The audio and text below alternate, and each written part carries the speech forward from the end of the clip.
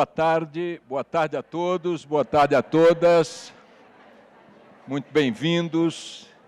É um prazer estar com vocês aqui. Vou fazer logo na largada uma confissão.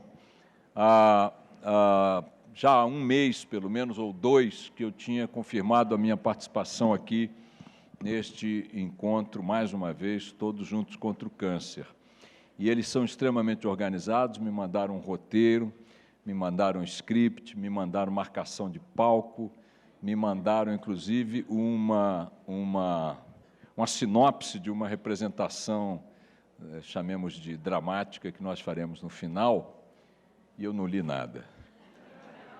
Então, eu estou completamente perdido, completamente zonzo, mas como é exatamente assim que eu me sinto todos os dias no rádio e na TV, então suponho que, de alguma forma, isso vai chegar a um desfecho qualquer e vocês me perdoarão pelas falhas. Bom, eu vou seguir aqui o roteiro, chamando ao palco, desde já, os participantes desta nossa etapa aqui, nesse nosso quadro.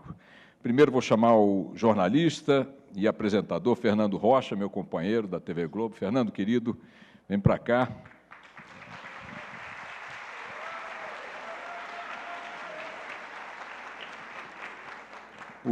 Fernando, suponho que talvez seja melhor você ficar no meio ali, por favor, que eu vou... Não? Espera aí, Fernando. Aqui. Não, aqui, Fernando, aqui. Fernando, por favor. Elas reclamaram primeiro. E eu nem posso dizer para vocês que eu ficarei aqui, porque a minha doce Verusca está na plateia, eu não sou doido de fazer uma coisa dessa. Bom, cadê, aliás, minha doce Verusca, que eu não estou vendo? Ah, está aqui, ó, está aqui na primeira fila, muito vigilante. Bom, quero chamar agora também minha querida amiga, minha colega de TV Bandeirantes, hoje na Globo, Mariana Ferrão. Vem cá, Mariana.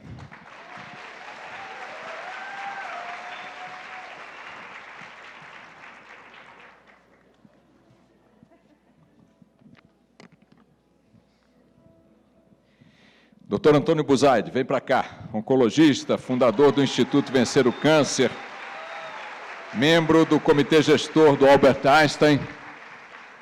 Buzaide, é um prazer. Doutor Fernando Maluf, vem cá, oncologista, fundador do Instituto Vencer o Câncer, também do Albert Einstein. Maluf, nós vamos fazer a ala dos carecas, deste lado aqui. E o doutor Felipe Scheinberg, por favor, cadê o doutor Felipe? Vem cá, doutor Felipe. Membro do Conselho Científico do Instituto Vencer o Câncer. Doutor Felipe, boa tarde. Bom, está aqui no roteiro e eu vou seguir o roteiro, que eu chamo agora um vídeo institucional, mas nossa abordagem aqui, nosso desafio é uma discussão sobre vencer, democratizar o tratamento do câncer no Brasil. Essa não parece e não é, de fato, uma tarefa fácil, mas, sem sombra de dúvidas, é algo urgente. E a cada ano que eu participo deste encontro, já é a segunda ou terceira vez, essa urgência só aumenta. Embora os avanços da ciência estejam trazendo já grandes possibilidades aos pacientes, incluindo qualidade de vida e a cura até da doença, sabemos que esta ainda não é uma realidade palpável ao alcance da maioria dos brasileiros. Nosso painel tem a intenção de provocar e alertar. O que devemos pensar, o que devemos fazer, qual a nossa responsabilidade. Vou pedir que vocês assistam um vídeo, então, por favor. É como se você recebesse uma notícia de que você está com os dias contados mesmo. Nessa guerra precisa ter muita vontade.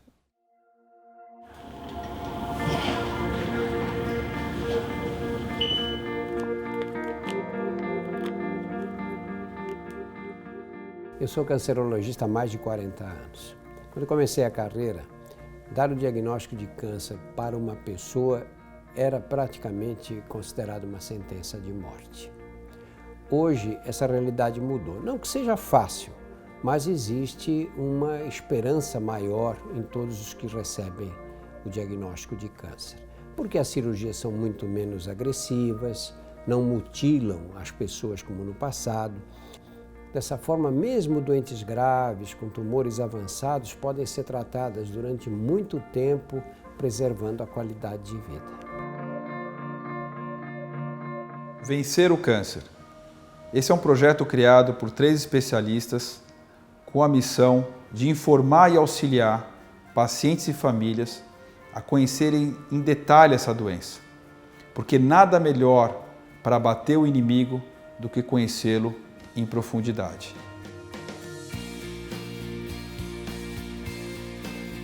Esse site foi criado com a clara missão de educar as pessoas sobre os vários tipos de câncer. Escrevemos como ele é, como pode se espalhar, os fatores de risco, como diagnosticar, como avaliar a extensão da doença e, por fim, como ele deve ser tratado. Para que o texto ficasse ainda mais claro, inserimos vídeos que frequentemente complementam o texto. Escrevemos com detalhes as armas disponíveis para o tratamento dos cânceres, assim como os efeitos colaterais mais comuns. Há entrevistas com grandes experts sobre tópicos variados de relevância no combate ao câncer. Na seção de paciente para paciente, colocamos depoimentos de pacientes que tiveram câncer e falam como foi a sua dura briga.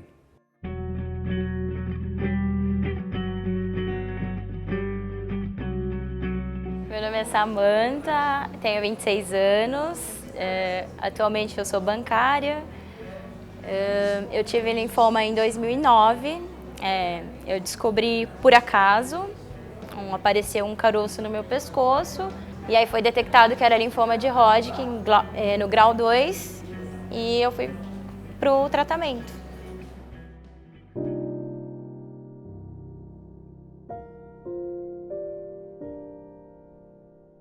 Eu fiquei com muito medo de não poder ser mãe um dia, até por conta dos remédios e tal.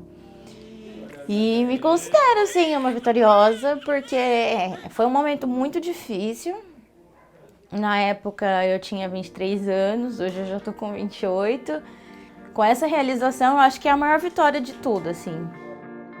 Eu acho que para o paciente de câncer, você só vai continuar confiando naquela pessoa que você está conversando com ela, se ela for verdadeira com você, né? Dizendo, olha, a gente vai lutar junto. Eu estudei 6 anos de medicina, 2 de clínica médica, 3 de oncologia clínica nos Estados Unidos. Estudo uma média de 10 horas todos os fins de semana para me manter atualizado, tudo isso por um único prazer: curar pacientes quando isso é difícil de ser feito. Para nós médicos especialistas que lidamos todos os dias com essa doença, vencer uma guerra é extremamente prazeroso e feliz. E eu acho que será daqui para melhor. Eu vejo o futuro da oncologia com bastante otimismo.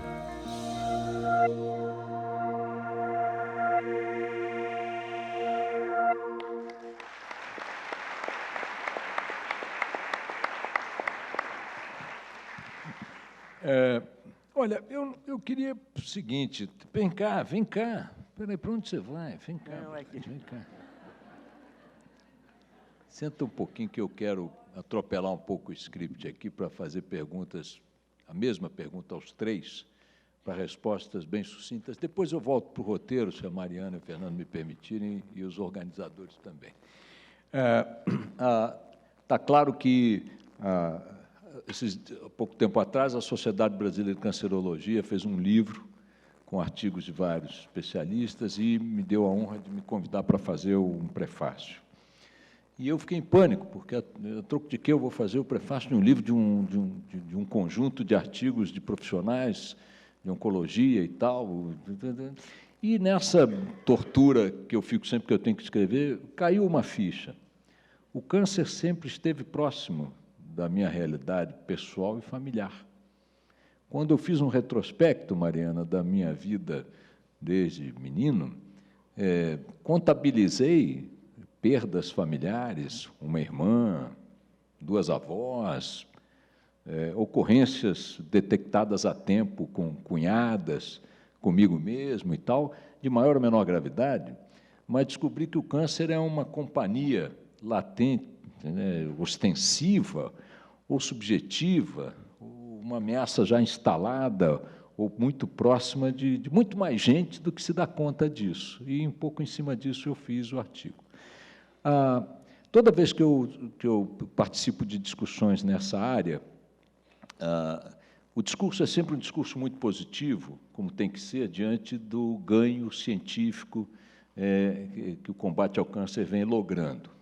Medicamentos, né, as drogas, os tratamentos, os diagnósticos, né, as cirurgias, tudo isso está evoluindo muito rapidamente. Mas aqui no Brasil, e mesmo a consciência em torno da doença para fins de prevenção, mas aqui no Brasil, paralelamente ao aumento dessa consciência e desse aparato tecnológico científico, a gente ainda tem estatísticas muito ruins, né? E eu queria perguntar, e isso é bem sucinto, se estas estatísticas estão pendentes mais de um aumento da consciência e do nível científico em torno do problema, ou de adoção de um patamar mínimo, que eu chamaria não medieval, de saúde pública. Quem está matando tanta gente de câncer no Brasil? É a falta de conhecimento, a falta de consciência, a falta de informação, ou a existência de uma rede pública de saúde que mata de câncer e de muitos outros problemas também? Eu acho que a falta de priorização... Só o meu funciona. Não, agora acho que está entrando. Tá? Obrigado. Está ouvindo aí? Agora, eu acho que a falta de priorização da saúde no Brasil tem sido uma coisa desde Cabral. Quer dizer, saúde não é considerada prioridade na maior parte das gestões. Então, esse é um dos maiores problemas. Existem o outro problema do conhecimento, mas o mais básico, ainda a meu ver, é o maior matador. A ausência de acesso ao cuidado adequado, apropriado. Maluf.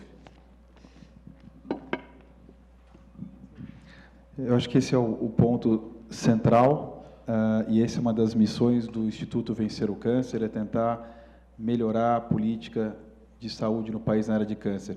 A questão de 10 meses atrás, nós levantamos os dados de vários estudos, isso gerou uma série no Jornal Nacional de 5 dias, no comecinho do ano, em janeiro, mostrando que um brasileiro com câncer que está sendo servido pelo SUS versus uma pessoa que tem o privilégio de estar sendo servido num hospital privado ou um hospital de bons convênios, esse brasileiro da mesma idade, do mesmo sexo, com a mesma expectativa de vida, se não tivesse doente, tem uma chance, dependendo do tumor, 3, 4 vezes menor de sobreviver. Então, existe um câncer por cima disso, que é o câncer do sistema público de saúde. E esse câncer, com certeza, ele infelizmente é uma barreira muito maior, da já tão alta barreira que é conseguir curar pacientes com câncer. Então, esse eu diria que é, dos cânceres, o pior câncer que a gente tem hoje no nosso sistema, que é o sistema do SUS. Eu acho que essas três coisas elas acabam andando juntas, né? Não adianta, você tem que ter as três para ter um sistema de saúde que a gente considerasse adequado. Quando você vai para os Estados Unidos, por exemplo, uma das coisas que mais chama a atenção não é nem tanto a qualidade dos médicos, mas a qualidade da estrutura de saúde que eles têm lá e o acesso. Não adianta nada você ter estrutura e conhecimento, mas não ter acesso à medicação. Você se torna um médico bastante frustrado. E vice-versa, não adianta nada você ter, por exemplo, acesso à medicação, mas não ter estrutura para administrar aquela medicação. Então, essa priorização ela tem que incluir todos esses componentes, ainda mais na área da oncologia, que é uma área extremamente complexa. Não é só a medicação, que às vezes o paciente chega lá no nosso centro e fala assim, mas não é a medicação. Não é só a medicação, é o preparo, é a administração, é todo o cuidado que vai em torno, é a instalação, a estrutura, se acontecer alguma coisa, se não acontecer. Então, isso envolve toda a infraestrutura também. Então, isso tem que ser visto dessa maneira, o investimento tem que ser correspondido em todas essas áreas. Obviamente que o que mais chama a atenção aqui no Brasil é essa questão da estrutura e do acesso às medicações que a gente vê aí em congressos e em revistas médicas publicadas e que no Brasil nunca chega ou demora muito tempo para chegar. E hoje o pessoal tem acesso a essas informações via internet e demanda isso, está ciente disso. Bom, eu rompi aqui o protocolo, queria fazer essa pergunta aos doutores Buzaide, Maluf e Scheinberg. Agradeço aos três pela participação, então eu me desloco agora para conversar com a Mariana, com o Fernando. Obrigado, aplausos aqui para os nossos convidados, muito obrigado. Se quiserem ficar, fiquem à vontade. Mariana. vai chover amanhã, Mariana. Eu conheci Mariana num tempo em que ela previa o tempo.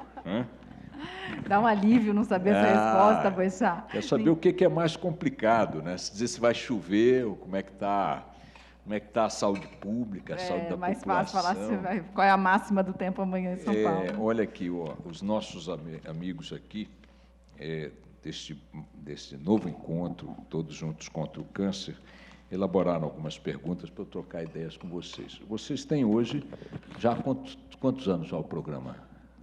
A gente está no nosso 6º ano, já 6 anos, mais de 1.500 programas, de segunda a sexta, né? Um tempo interessante, né, Mário? 2 filhos, a Mari. Sempre houve no jornalismo um entendimento, até o advento do programa, de que programa específico de saúde não era uma coisa palatável para a audiência e, consequentemente, para o mercado. Isso mudou com vocês, né? Mudou com o que a Globo fez nessa área, né? Eu acho, né, Boixá, porque isso era uma grande preocupação quando o Bem-Estar começou, justamente por causa desse pensamento que você acabou de revelar, né, que não é uma coisa palatável, porque todo mundo pensava no programa de saúde pensando do ponto de vista da doença. E eu acho que no começo do Bem-Estar, o câncer era justamente também um dos grandes tabus. Quando que a gente vai falar sobre isso? Porque a gente sempre teve a preocupação de falar do ponto de vista da saúde, não do ponto de vista da doença.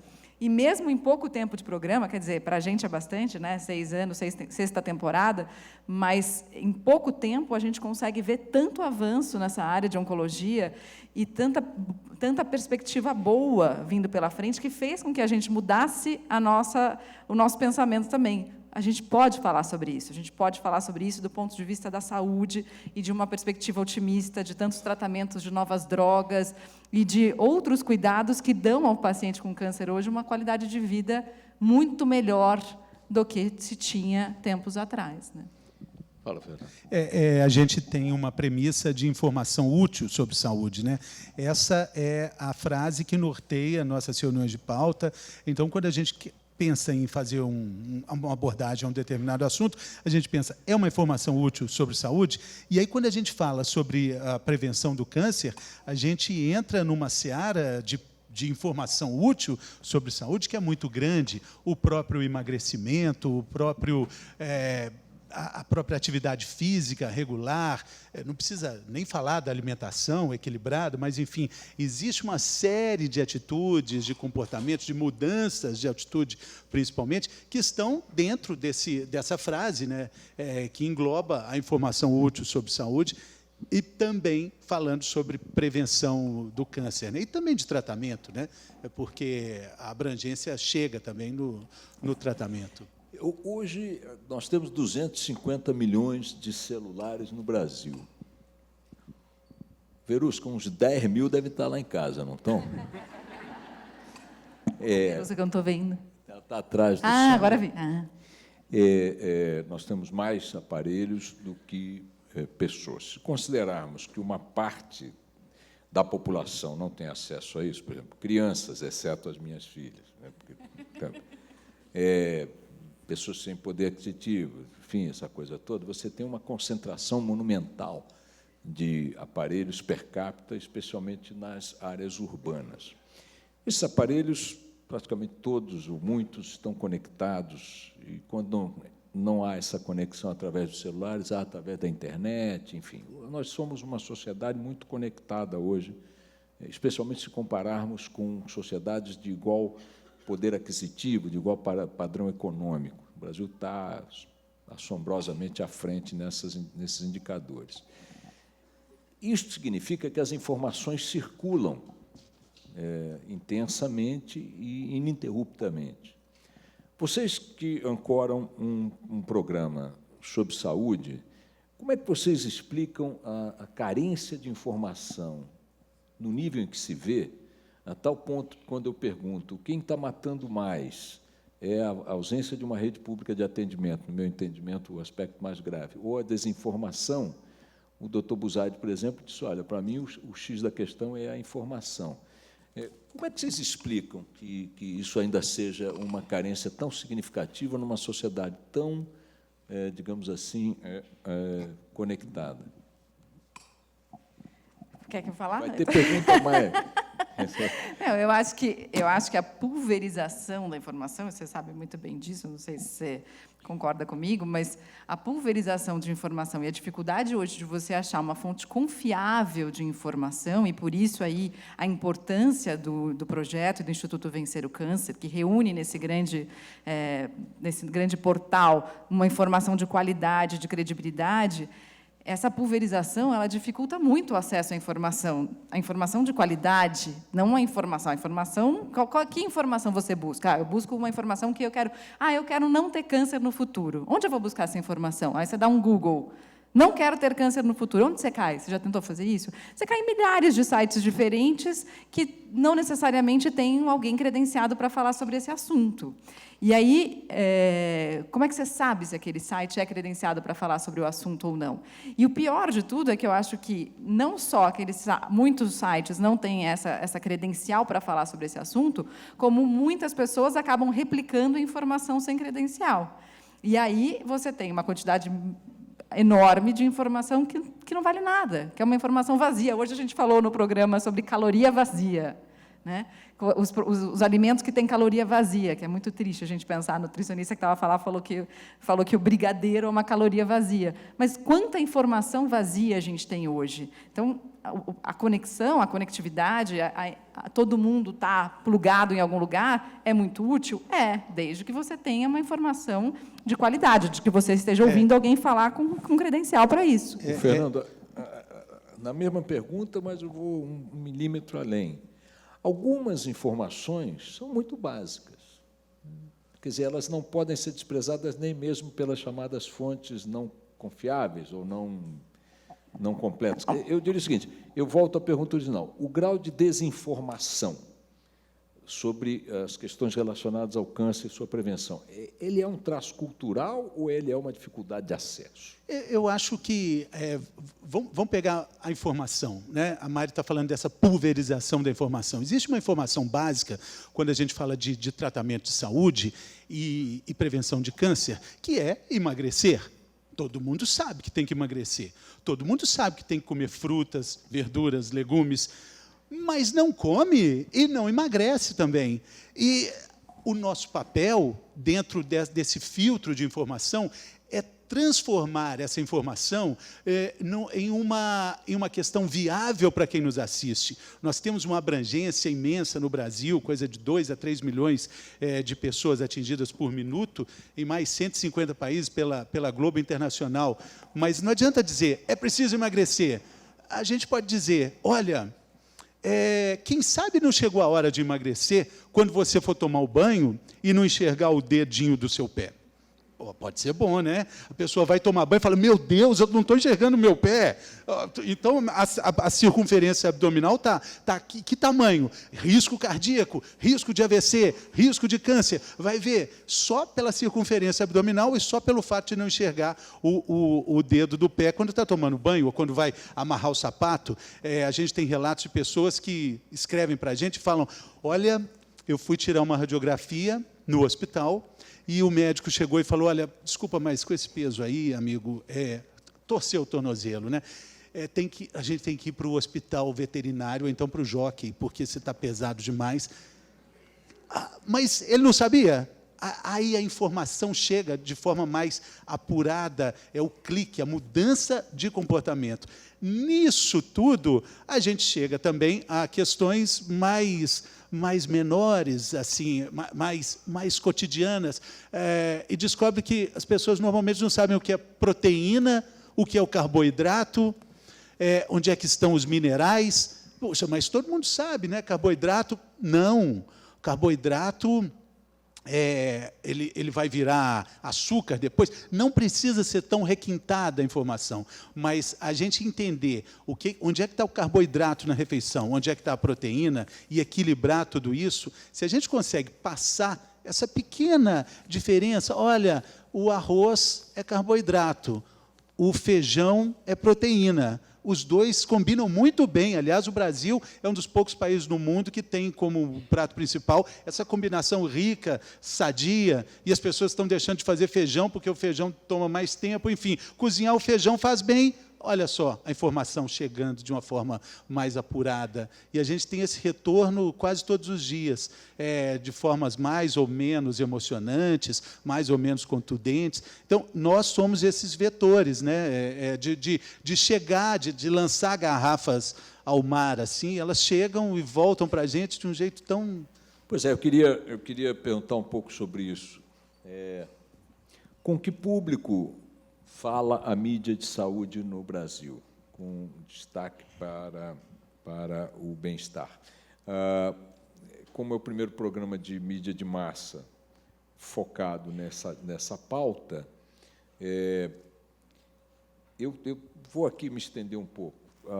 A gente anda na rua, especialmente aqui em São Paulo, mas esse é um quadro nacional, né? Estou me referindo a São Paulo porque é o que está no meu campo visual diário. É impressionante, né, palpável, o aumento da população de rua. As pessoas estão vivendo em lonas debaixo de plástico, de sacos de lixo emendados com esparadrapo de segunda mão, pelas avenidas aí, na 9 de Julho, aqui nas Nações Unidas, Bandeirantes, uma coisa assombrosa, que fala muito de nós mesmos, da tragédia real que nós enfrentamos. Ela vai muito além dos políticos, muito além da Lava Jato, muito além da roubalheira no Estado, muito além de tudo isso, é um buraco lá embaixo. Esse é o exemplo extremo de uma sociedade com graves problemas sociais, de exclusão, de desinformação, de analfabetismo, de ignorância e tal. Onde, obviamente, as estatísticas de doenças se manifestam também, né? Quando morre de câncer um pobre coitado desses, ele entra no número igualzinho que se morreu um dos mais odiados parlamentares do Brasil, não sei qual seria. Um e um. Então, morre um pobre, entra, morre um rico, entra, a estatística é igual. Com que público a mídia de massa e a mídia especializada em saúde está conversando? Quer dizer, ela está chegando num público que está mais vulnerável e tal, ou nós estamos fazendo cabeças de ponte em setores, não que seja menos meritório, mas em setores específicos do extrato socioeconômico? Cada pergunta tem Não, a gente teve relativamente recente, né, uma pesquisa feita sobre isso lá, e a gente ficou contente, inclusive, porque a gente viu que a distribuição do público ela está mais igualitária, mais homogênea. A gente tinha, por ser um período da manhã, um público mais feminino, ainda é majoritariamente feminino, o que é ótimo, porque, afinal de contas, quem cuida da saúde de todo mundo somos nós, mulheres, né? Os homens têm um papel muito pequeno nesse sentido, a gente ainda tem a demanda de cuidar da nossa saúde e da saúde deles, né? Quem é mulher? Quem cuida da saúde da casa inteira aqui? Só isso? Ah, gente, vocês estão tímidas, né? Pode falar que a gente que cuida. Você cuida? A cara da Verusca, aham. Então, a gente ficou feliz, porque, na verdade, a gente tinha uma população mais feminina assistindo o programa, ainda é assim, mas agora a distribuição das idades das mulheres, e tem mais gente jovem assistindo o Bem-Estar, o que é muito legal, porque a gente sabe também do poder das crianças e dos filhos para convencer os pais a se tratar e, principalmente, a agir na prevenção. Então, a gente também busca esse público sempre, mas ainda precisa, obviamente, que a gente sabe que até por causa disso que o Boechat falou, da conectividade toda, a gente tem um papel aí de não deixar essa informação que não atinge muita gente ainda morrer ali, né? Exatamente. E se vocês repararem no programa, a gente tem uma preocupação muito grande, porque nós temos um público de pessoas que estão na sala de espera do consultório, do dentista, da clínica para fazer exames, na padaria. Então, a gente tem uma preocupação muito grande de, quando mostra algum exemplo, a gente não mostra o que não é para fazer. Então, a gente mostra sempre o certo, porque a gente sabe que muitas pessoas estão vendo a gente do balcão, não estão ouvindo, estão só vendo. Ah, a Mariana está mexendo o cabelo assim. É bom fazer isso, então. Enfim, a gente tem essa preocupação com a nossa linguagem, que ela é muito abrangente. E isso também abrange o público, não é, Mari? E coisas pequenas, assim, por exemplo, se a gente fala, olha como é importante trocar o filtro do ar-condicionado do carro. Vocês não têm ideia de como é a riqueza lá dos micróbios e bactérias que ficam no filtro do ar-condicionado. E aí você pergunta, mas qual a última vez que eu troquei o filtro do ar-condicionado? E a gente mostra esse filtro totalmente ampliado, com aquelas bactérias, com aquela cara feia. E aí a gente tem notícia, olha, acabou o filtro de ar-condicionado nas mecânicas, enfim, as pessoas vão realmente correr porque a informação propaga, né? Eu vi no Bem-Estar. Tem que trocar o filtro Todo mundo tem que trocar o filtro, mas se a gente ocasionalmente fala nisso, um exemplo pensado em muitos, a gente tem isso. Meu pai, de Belo Horizonte, fala, Nando, fui trocar o filtro, não consegui, estava cheio de gente lá na oficina, porque eu vi no Bem-Estar também.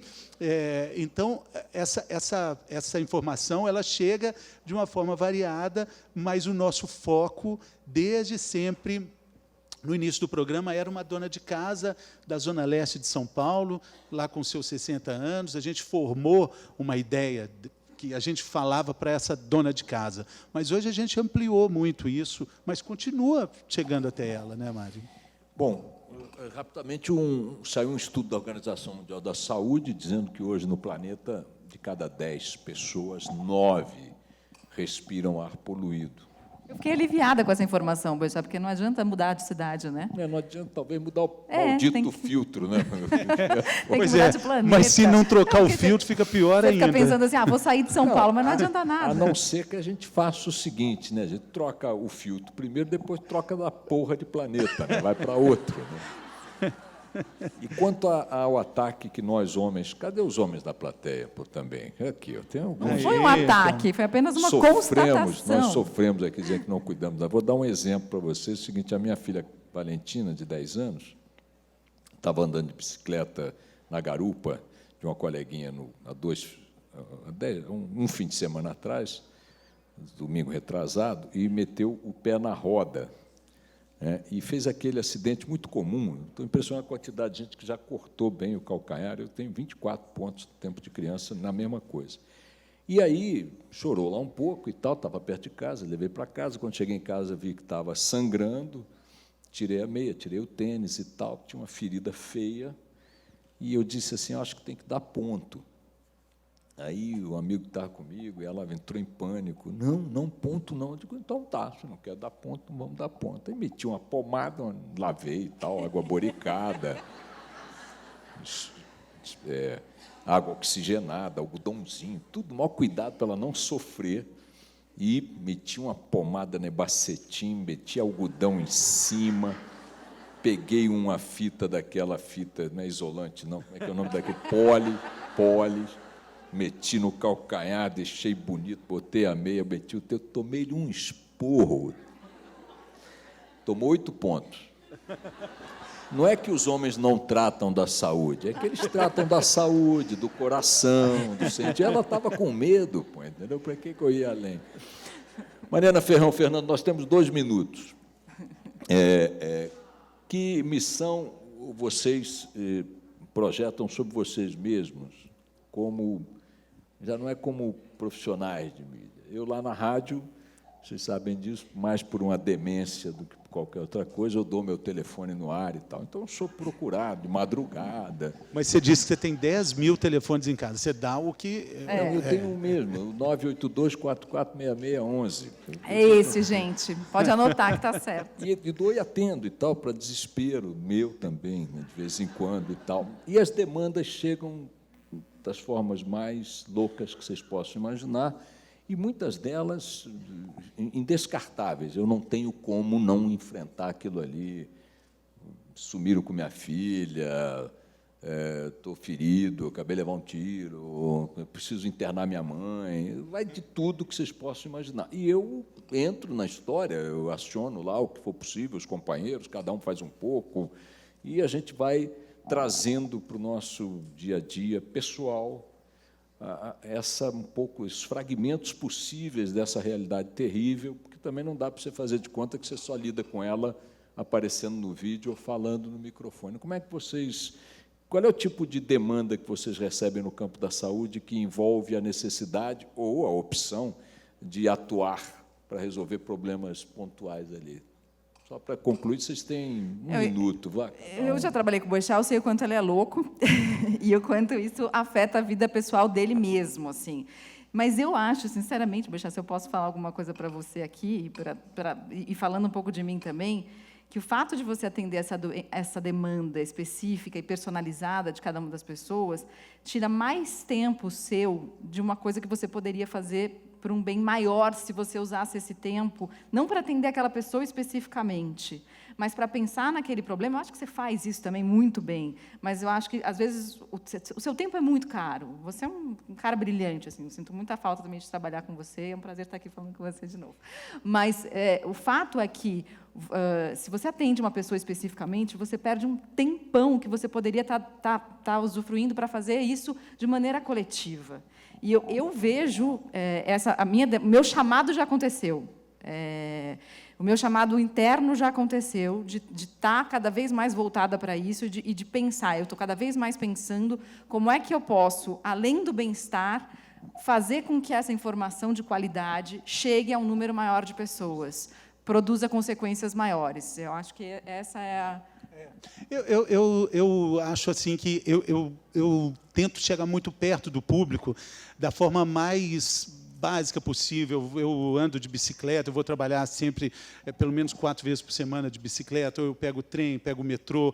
Eu me sinto orgulhoso de ser o representante da metade da população brasileira que está acima do peso, conseguiu emagrecer, que não sabe dançar, que confunde a esquerda com a direita, vai para frente, vai para trás. Essas pessoas chegam para mim e falam: olha, que bacana, você conseguiu dançar, eu só consigo dançar quando eu tomo uma cerveja. Eu falo: eu também, mas dá para dançar sozinho, de outro jeito. E cada vez mais eu me encontro com essas pessoas, seja aqui na minha cidade, em Belo Horizonte, e eu não tenho nenhum problema em estar perto das pessoas, em ouvir essas histórias. E eu acho que assim eu cumpro a minha missão, sendo representante dos gordinhos que conseguiram emagrecer e estão mantendo ali, e dos que não sabem dançar e também estão mantendo ali. Eu acho que essa é a minha missão. Quando eu vou para algum evento, estivemos com nossos filhos, o André, seu marido, eu com a Verusca, nossas crianças, no casamento da Paloma Totti esse fim de semana. Quando eu vou para algum evento e que eu eventualmente começo a dançar, a Verusca diz: ih, está bêbado. Está vendo? É só desse jeito. Então, pois é, bom também. O Fernando tem um episódio muito interessante, que ele mandou um vídeo para Mariana Ferrão, para a Mariana passar para mim, e ela passou, de um cara que é primo dele. Como é que chama ele? Primo de primeiro grau. Como é que ele chama? Chama Célio. Célio. Celinho, Eles estavam em Maceió. Eu achei que o Célio era de Maceió. Minha gente, eu quando vi, fiquei boquiaberto, porque o Célio é igualzinho a mim. Ou eu sou igualzinho ao Célio. Eu fiquei tão impressionado que eu mostrei para a Verusca e mandei para a minha mãe, Dona Mercedes, que tem 84 anos. Uma vez a Mia Farrow falou que o filho dela com o Woody Allen não seria dele, seria, na verdade, do Frank Sinatra, com quem ela também foi casada, teria tido uma recaída enquanto estava casada com o Woody Allen, e desta recaída nasceu este filho, que sempre foi entendido por todos, inclusive pelo Woody Allen, como filho legítimo dele. E aí foram perguntar para o rapaz, um ator de cinema, até bastante conceituado, jovem e tal, e perguntaram: pô, vem cá, como é que é essa história de você poder ser filho do Frank Sinatra? E ele, com muita presença de espírito, disse: qualquer pessoa de olho azul pode ser filho do Frank Sinatra, né? E eu aí, por conta disso, liguei para minha mãe no ar da rádio e perguntei para minha mãe: mama, estou bem? E ela é gringa. O que é? mãe, vem cá, tudo bom e tal, vem cá. Rolou alguma coisa entre você e o Frank Sinatra? E foi uma temeridade, porque ela podia ter me mandado para a puta que pariu, né? Ela no ar. E ela disse, Ricardo, que Frank Sinatra, teu pai não valia muita coisa, mas não era mafioso. Eu estou contando isso porque eu também liguei para minha mãe para passar o vídeo do Célio. Mandei o vídeo do Célio numa praia em Maceió com o Fernando. E aí, no dia seguinte, a minha mãe ligou, Ricardo, oi, mãe, tu não está gravando não, né? Eu digo, não, mãe, eu não fico gravando 24 horas por dia, mãe. Aliás, é ao vivo o programa, mas não é grátis. Não, porque quero te descer uma coisa. Esse rapaz é teu irmão. Porra, mãe. Não, mas eu não falo isso com nenhum tipo de rancor. Teu irmão, qual é o problema de ser teu irmão? Não, mãe, o problema é que eu tenho 64, eu estou descobrindo que tenho um irmão gêmeo. Pô, como é que eu não te digo? Porque ele tem teu rosto, teu olhar do teu pai, essa boca que é teu pai, eu vi teu pai, porque teu pai, aquele... E eles se separaram muito cedo. Muito cedo, depois de ter 7 filhos, mas muito cedo. E aí, eu disse, mas eu querendo desfazer isso na cabeça, eu disse, mas mãe, ele é de Maceió. E que tem? Não, Maceió, mãe, porra. Mas teu pai vivia viajando para o Nordeste, pela Petrobras, que ele trabalhava na Petrobras. Vivia viajando pelo Nordeste e botava o pinto em tudo quanto é lugar. Coisas... Boa, Dona Mercedes. Dona Mercedes, que aliás, fazendo um check-up aqui em São Paulo, há uns 5, 6 anos, né, Verusca, diagnosticou um tumor e, graças a esse exame, ela estava querendo viajar. Eu não vou viajar. Não, mãe, faz um check-upzinho. Ela fez, tinha um tumor, fez a cirurgia, está muito bem com seus 84 anos. No momento, ela vai fazer uma viagenzinha banal, sozinha, para a Antártida, para vocês terem ideia de quem é a minha mãe.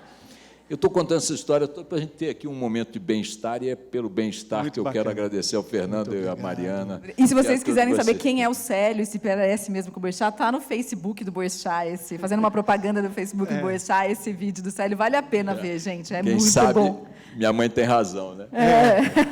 Mariana, Fernando, um beijo para vocês. Obrigada, gente. Obrigado, beijo.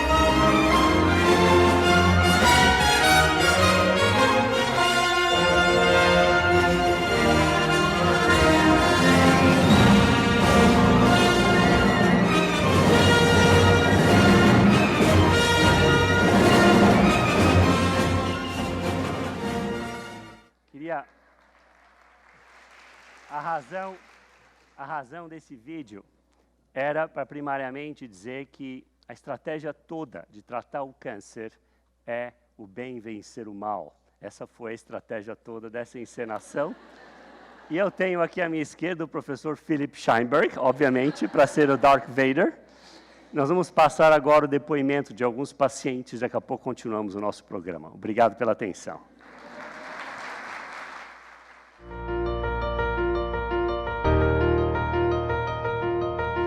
Eu estou em tratamento de câncer de mama há 3 meses aqui no São José.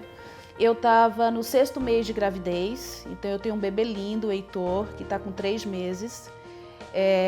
E eu identifiquei um nódulo na mama, um diagnóstico de câncer, seja ele qual for, para quem for, ele nunca vai ser fácil. Para alguém que está grávida no 7º mês, foi cruel. Então eu tive bebê no dia 3 de março, saí do hospital no dia 5, 6. Na segunda-feira eu já estava começando o tratamento. Então a gente começou a fazer as imagens aqui no hospital. E aí, quando eu recebi o resultado, eu perguntei para o mastologista quem ele indicava, né? Ele indicou o Dr. Fernando Maluf e a equipe dele. Quando eu falo de me sentir privilegiada, porque eu acho que realmente eu sou privilegiada de poder ter o apoio que eu tenho das pessoas. E eu cheguei aqui e fui super bem recebida. E lá para outubro a gente está celebrando. Meu aniversário é 1º de novembro. 1º de novembro eu estou pronta para celebrar. Tive uma surpresa com uma pinta de melanoma. Aí apareceram outras metástases, aí passei por quimioterapia. O Dr. Buzaide conseguiu me colocar num programa de acesso expandido de uma nova medicação e fiquei zerada. Aí o Dr. Buzaide até falou, bom, então vamos fazer uma revista e você vai para a capa dessa revista. O meu mais velho escreveu, faz mais ou menos 18 meses desde que este ano começou. Foi quando eu comecei todas aquelas químios difíceis, né? A notícia do resultado, confesso que chorei por alguns instantes. Como havia prometido, foi a primeira e a última e a única vez que eu chorei. E aos poucos fui percebendo que já havia me inspirado em você, mesmo sem saber, mesmo sem nem entender. Você foi minha fortaleza, inspiração e exemplo. E isso talvez vire uma música. Espero ter a mesma coragem para seguir os meus caminhos.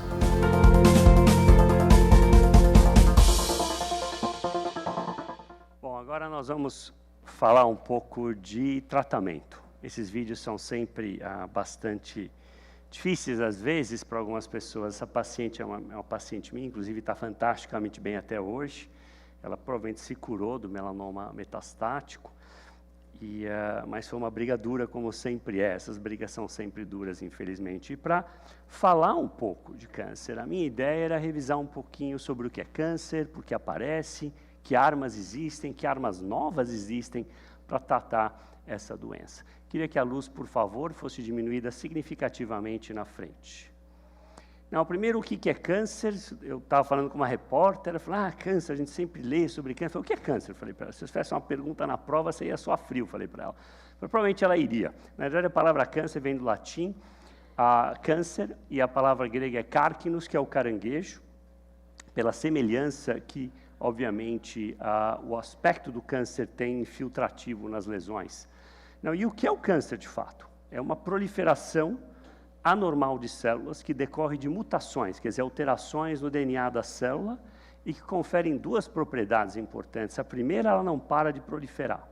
Ela não tem mecanismos regulatórios que freiam a proliferação. Segundo, tem a capacidade de poder se espalhar. Por exemplo, você corta a cutícula, toda semana, a manicure adora, porque cresce toda semana, e aí você vai lá e corta de novo, e ela volta, cresce e para no mesmo lugar. Ela não vai crescendo forever, ela para. Porque existem mecanismos programados de proliferação. O câncer perde esse mecanismo programado de proliferação. O que causa? Dois fatores. O mais importante deles, eu vou falar daqui um segundo, é o ambiental, não é o genético. O genético a gente como nasce. Esse, em geral, não é o maior problema. E eu vou mostrar os dados que reforçam isso. Então, o fator ambiental significa o que não é genético. Então, alimentação, fumo, hábitos de vida, esse é o mais importante de todos. Então, vem aqui os ambientais. Fumo, quase 1/3 dos cânceres do mundo é fumo relacionado.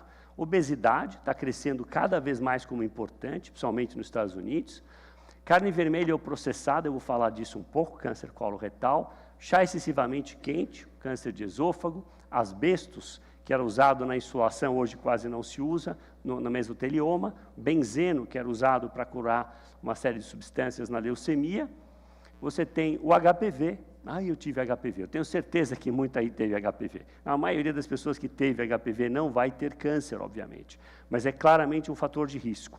Quer dizer, o vírus está diretamente relacionado ao risco do câncer do cérvix, da vagina, do pênis, do ânus e da orofaringe.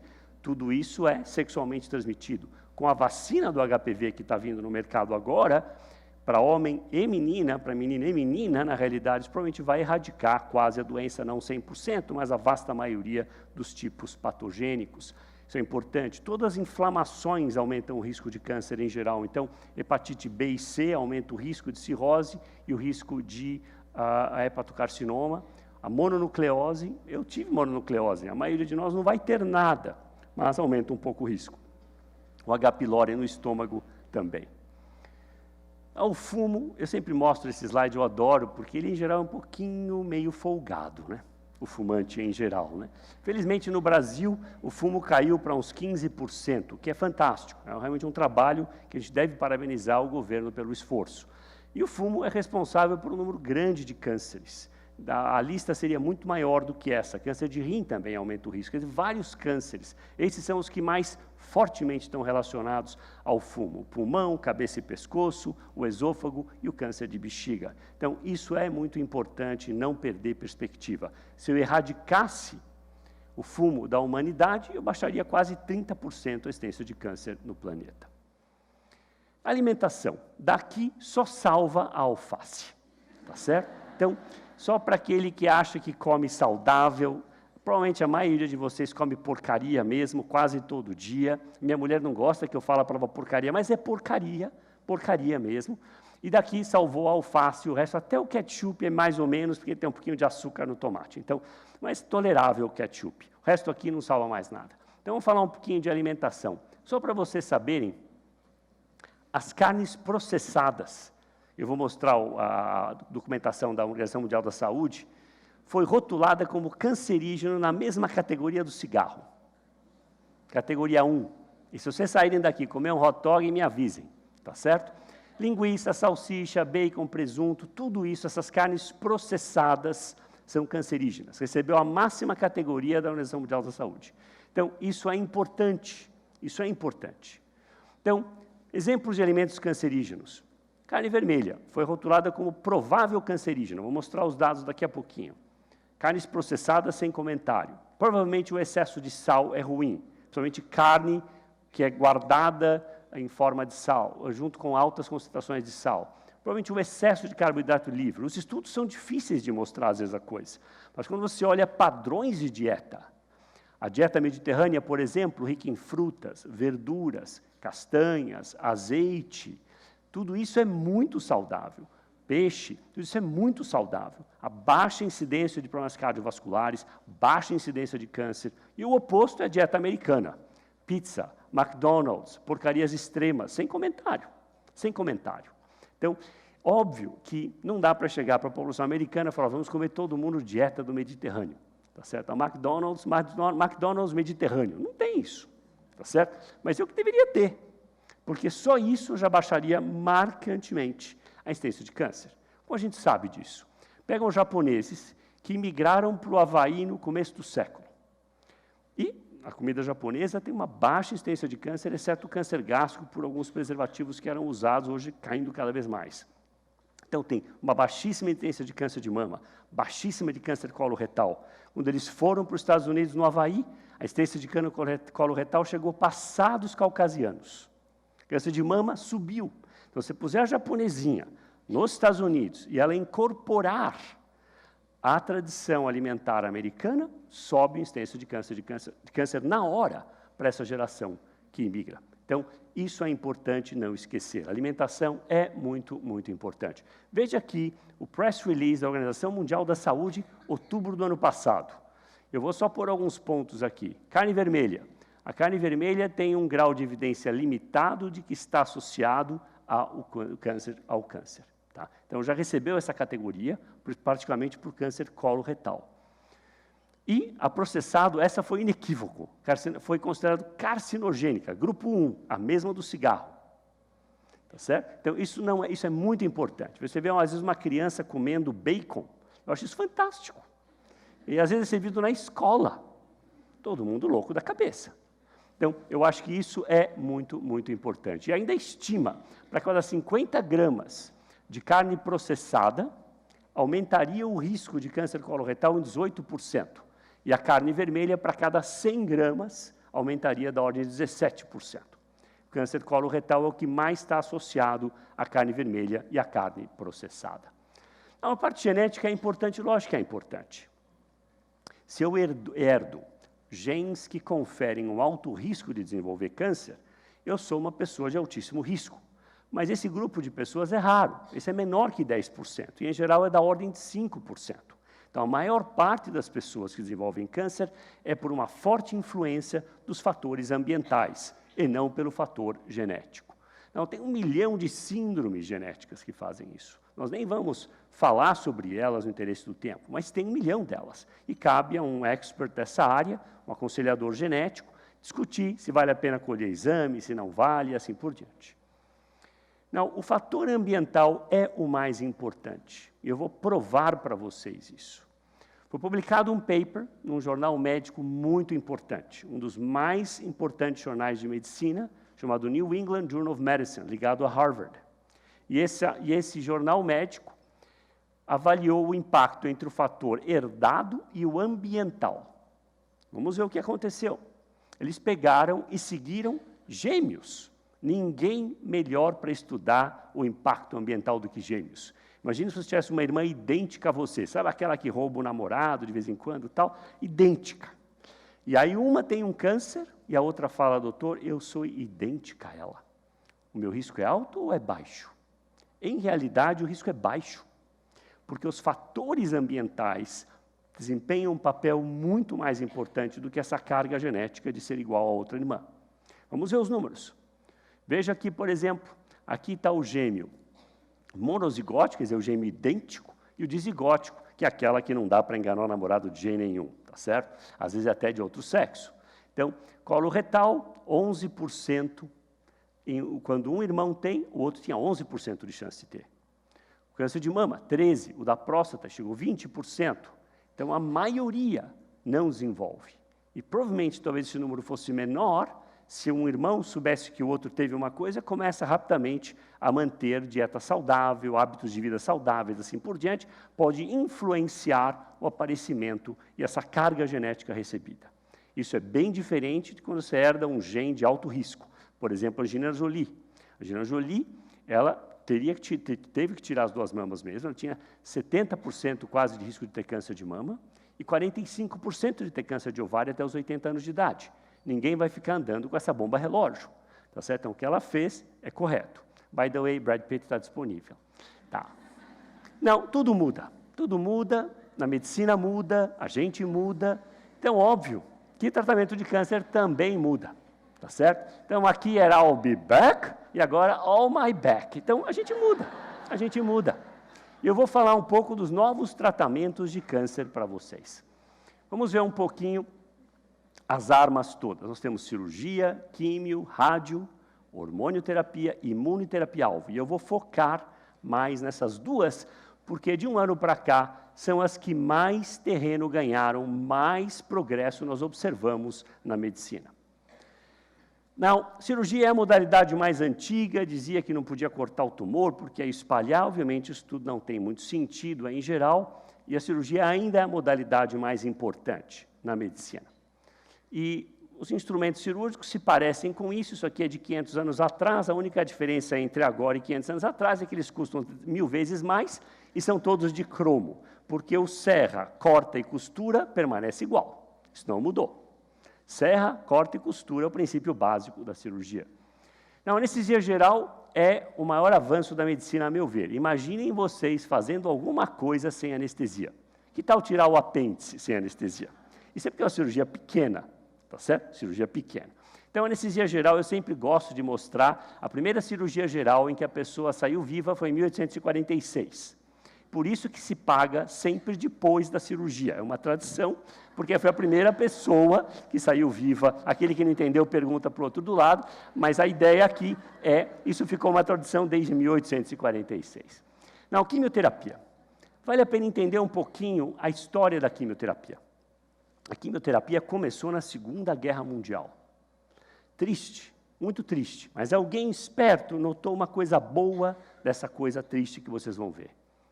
Vamos ver o quão triste. Isso daí chama gás mostarda, usado na guerra para dizimar soldados. Morriam todos.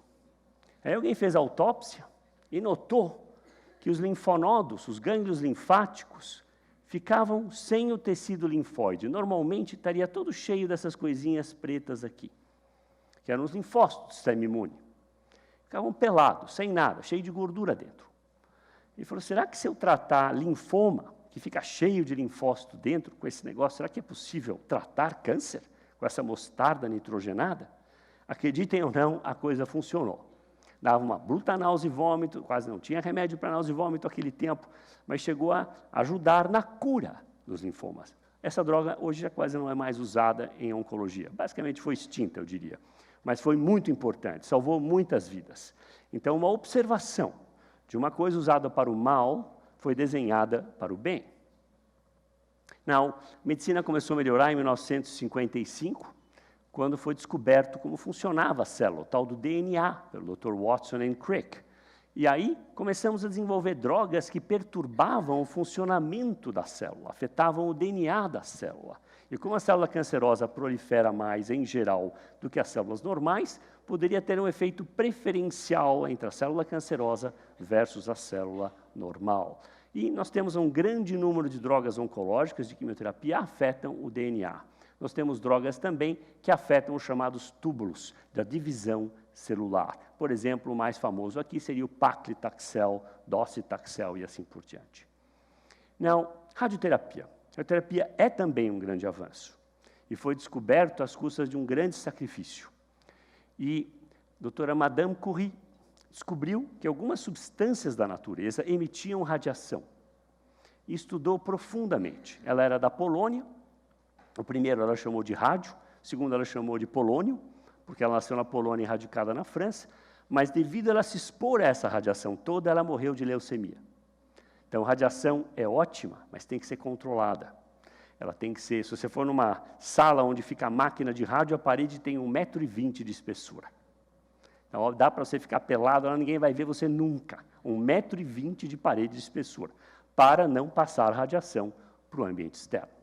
Então, isso é importante. Então, radioterapia hoje ficou uma coisa bem sofisticada, controlada, você consegue irradiar pontos específicos e é um grande avanço, e nós estamos melhorando cada vez mais a tecnologia da radioterapia.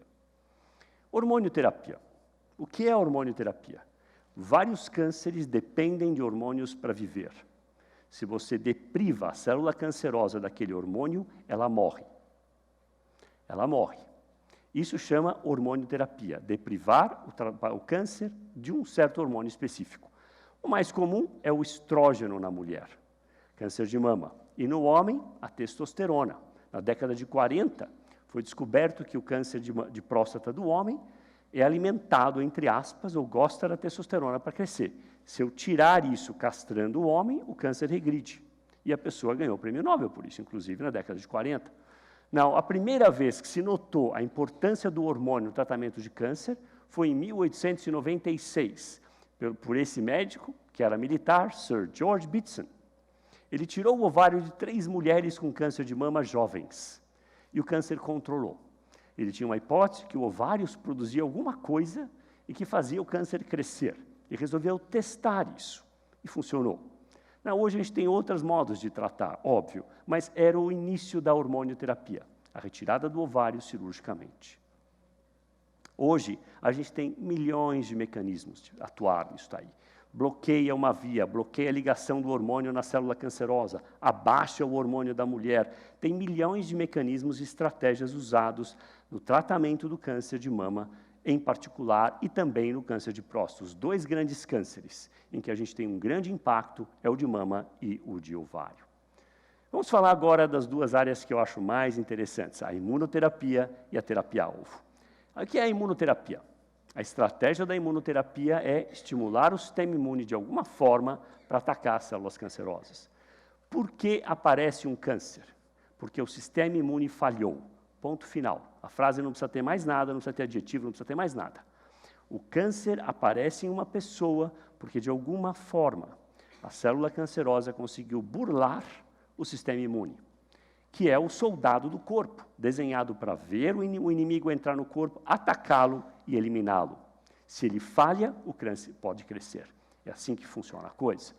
Então, vamos falar um pouco dessas drogas aqui de imunoterapia. Não, tem cânceres gravíssimos, e eu mostro esse caso, porque a doente, obviamente, está bem até hoje. Ela estava tão mal que um médico colega falou, Busaide, acho que você deveria deixá-la, porque é um melanoma metastático no corpo inteiro.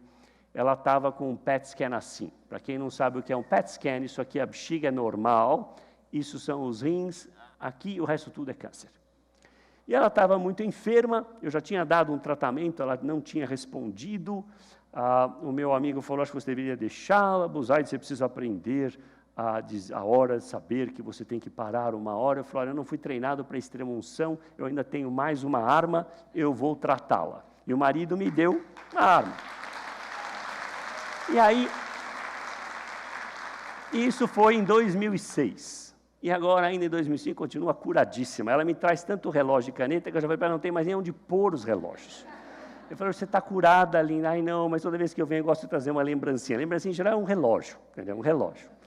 E, de qualquer forma, obviamente, foi um dos casos mais gratificantes da minha carreira, porque eu resolvi brigar, ela não ia jogar a toalha. Ela falou, eu não vim aqui, não vim do Rio de Janeiro para jogar a toalha, Busaide. Eu falei, eu já entendi a mensagem, eu sou meio lento, mas peguei a ideia.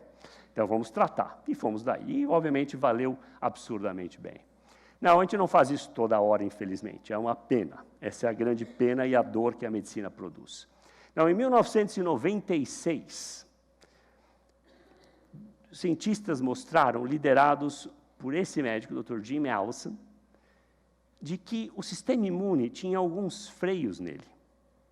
Isto é, a gente achava que o sistema imune ia lá, fazia o que tinha que fazer, pronto. E ele percebeu que existiam algumas substâncias que falavam para o sistema imune, olha, você já está ativo há muito tempo, tem que parar, senão vai atacar os órgãos normais do corpo. Esses freios, que hoje a gente chama de checkpoint inhibitors, tem um nome chique, inibidores de checkpoint. A gente não tem a mínima ideia como traduzir isso direito, mas chama inibidores de checkpoint. Esses checkpoints são pontos na resposta imune desenhados para frear o sistema imune. Porque se ele ficar ativo demais, começa a atacar o intestino, vai dar diarreia, começa a atacar a tireoide, vai dar uma inflamação na tireoide, e assim por diante. E eles descobriram isso e ele fez a hipótese, essa foi importante. E se eu bloquear esse freio, será que eu mantenho o sistema imune mais ativo a ponto de atacar a célula cancerosa e talvez eliminá-la? Essa foi a hipótese que ele fez em 1996. E ele, então, identificou uma substância chamada CTLA4, esse é o nome da substância, isso é uma coisa complicada, mas eu vou mostrar um pouquinho como funciona. Então, o sistema imune, um dos mecanismos mais iniciais do sistema imune, você tem a célula que apresenta um pedaço de câncer, por exemplo, a gente chama de um peptídeo, uma proteína nela. E para o soldado do sistema imune, que é o linfócito T. Isso é apresentado através desses dois sinaizinhos.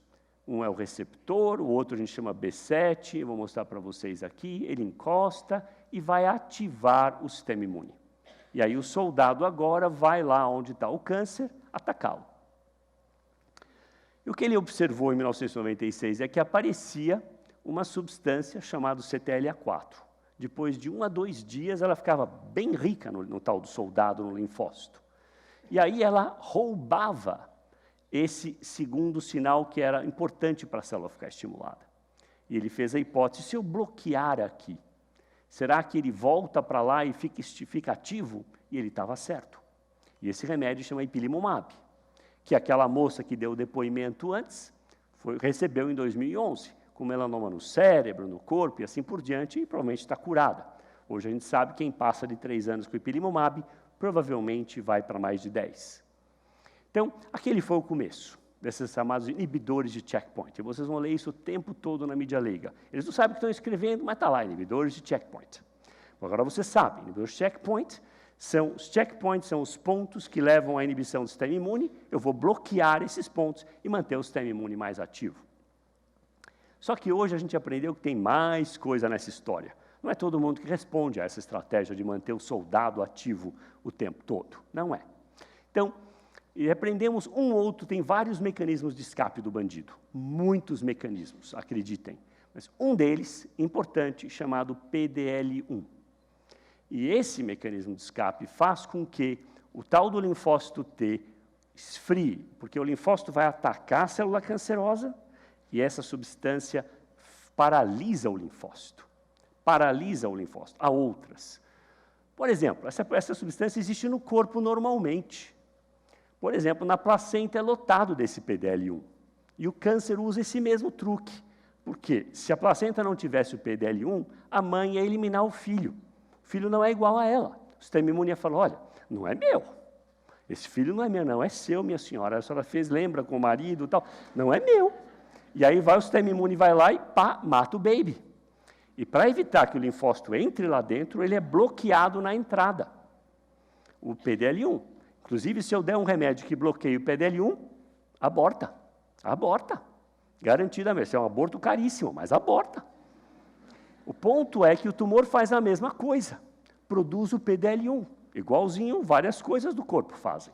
É um dos mecanismos pelos quais a célula cancerosa escapa. Aí o que acontece? No tumor, como eu falei, existe aquela ativação, aquele tal do CTLA4, mantém o soldado ativo, ele vai em direção aonde está o câncer. Quando ele chega no câncer, o tumor tem o PDL1 e paralisa o linfócito. Então, foi desenvolvida uma droga, agora temos uma já no Brasil, chamada nivolumab, que bloqueia essa ligação do PDL1 entre o linfócito e a célula cancerosa. Então, o câncer não consegue mais paralisar o linfócito. Esse é o mecanismo pelo qual essas drogas novas, uma nivolumab, o pembrolizumab está chegando agora, que fazem esse tipo de estratégia. Se vocês pensarem no sistema imune, só que ele não é simples assim, não só tem PDL1. A célula cancerosa tem 1 milhão de outros mecanismos. Esse é o problema. Por isso que esse tal do nivolumab não cura todos os cânceres. Ele ajuda bastante melanoma, ajuda câncer de pulmão. Nos Estados Unidos foi aprovado para câncer de rim, para doença de Hodgkin, cabeça e pescoço, uma pleiade de aprovações. No Brasil temos melanoma e câncer de pulmão, mas tem outros mecanismos. Ela é muito esperta, é um bandido esperto, rico em outras estratégias para escapar do sistema imune. Se vocês lembrarem de um vídeo que o Fernando e eu fizemos no ano passado, eu vou mostrar para vocês daqui a pouquinho. Aqui veja um paciente com melanoma, tratado com IP e pembro, uma combinação mais nova, veja, está zerado agora, 1 ano já depois. Esse paciente estava gravíssimo, provavelmente iria morrer em meses, está bem até agora. Então, essas estratégias são muito ativas, eu não tenho nenhuma dúvida disso. Vejam esse vídeo, que interessante. Então, imagine que o Fernando fosse o bandido, o tumor. Não, ele não tem cara de bandido de jeito nenhum, inclusive a mãe dele está aqui, óbvio que ele não tem cara de bandido. Mas o sistema imune vai tentar matar o bandido. Então, ele vai tentar atacar o bandido e o bandido vai se defendendo. E o que acontece é que depois de 2 a 3 dias, o sistema imune esfria, automaticamente. E aí o bandido vem contra o policial. Ele não consegue matar o bandido. Calma, volta mais para lá. Esse pessoal pequenininho é fantasticamente agressivo, né? Pega a arma para mim, Fernando. E como é que funciona o PDL1? O PDL1 é diferente. Então, o policial que vai atacar o bandido agressivamente, quando ele chega para matar o bandido, ele vai soltando essa substância, que é o PDL1. E o PDL1 esfria o soldado de novo na hora. Esse é o PDL1. Ele não consegue acertar o bandido. Óbvio que existe o remédio novo, que é esse anti-PD1. Então, na hora que ele joga o ataque, eu defendo das bolinhas e aí ataca o bandido. É assim que funciona o anti-PD1.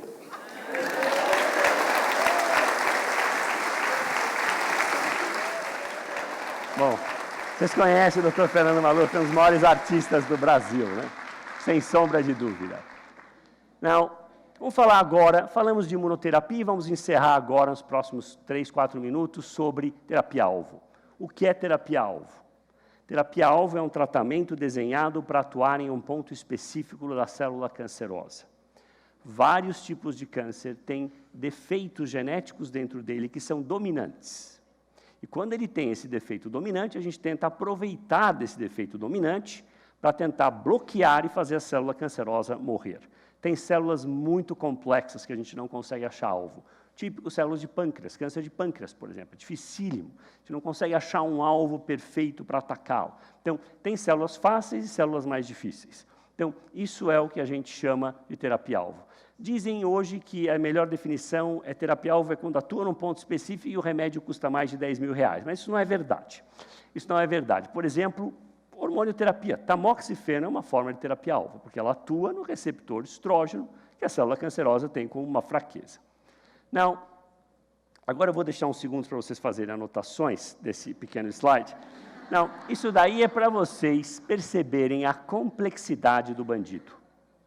Não, onde está o problema? Você bloqueia uma via, você quer que essa via fosse ativa. O bandido vai e escapa por outra via. Então, você bloqueia a marginal, o bandido pega uma rua do lado. Então, isso existe. Então, a terapia-alvo ela é ativa, produz respostas rápidas, mas, frequentemente, o bandido acha vias de escape. Então, nós temos que entender melhor as vias de escape para tentar bloquear mais de uma via. Mas isso é um desafio, exatamente, que a oncologia tem hoje. Então, um exemplo. Isso é um melanoma gravíssimo. Tomou o remédio, melhorou muito. Só que, poucos meses depois, o bandido volta com o mesmo remédio, na vigência do remédio, mostrando o fenômeno da resistência. Então, esse é um dos grandes desafios que nós temos hoje com a terapia-alvo na oncologia. Não, tem vários pontos que a gente pode atuar. Produção de vasos sanguíneos pela célula cancerosa. Toda célula, para crescer, precisa de vasos sanguíneos. Mas o corpo também precisa de vasos sanguíneos para se reparar. Então, tem problemas aqui e acolá, mas é uma estratégia. Esse ponto muito comum em câncer de mama, que é o chamado HER2, que é uma via de escape, é uma via importante de crescimento da célula cancerosa. Quando esse gene está em excesso, a gente chama amplificado, a célula não para de proliferar, e depende dele. Um dos grandes avanços do câncer de mama hoje, qual é? A tal do trastuzumab, tá certo? E tem novos remédios hoje, o pertuzumab e assim por diante, para tratar o câncer de mama que tem essa via HER2 em excesso. Só que isso ocorre só em 20% dos casos, infelizmente. Mas quando tem, ajuda muito. E aqui tem a ilustração do fenômeno do HER2 e do crescimento da célula cancerosa. Veja aqui esse remédio, que é chamado TDM1, que é o próprio trastuzumab, só que em vez de você dar junto com o químio, ele carrega a própria químio dentro dele. Esse é o verdadeiro cavalo de Troia. A gente precisa de mais exemplos disso na medicina, mas esse é um grande exemplo, um grande avanço que existe tratamento da doença com o tumor HER2 positivo, como a gente diz.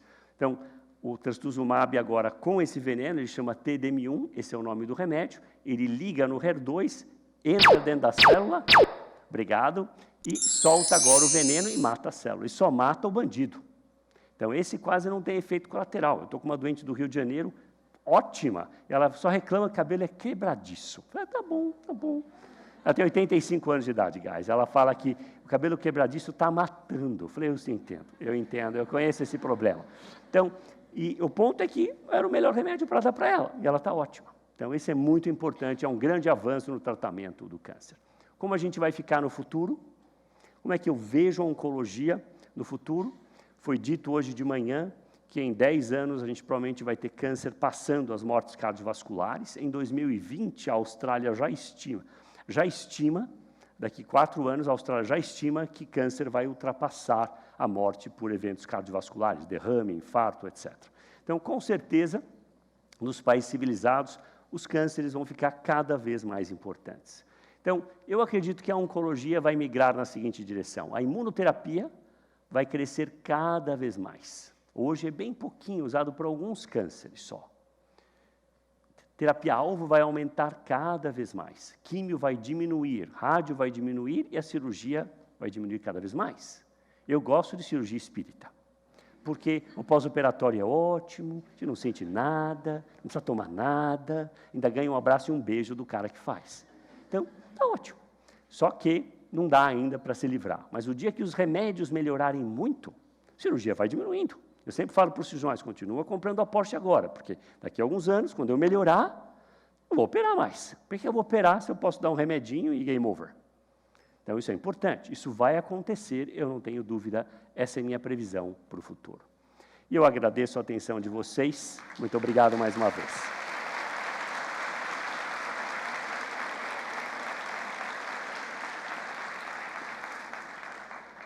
Eu vou chamar agora, nós vamos ter uma discussão de 5 minutos com o Dr. Philip Sheinberg, são algumas perguntas. O Philip Sheinberg é chefe da hematologia do Centro de Oncologia Antônio Emílio de Moraes, da Beneficência Portuguesa de São Paulo.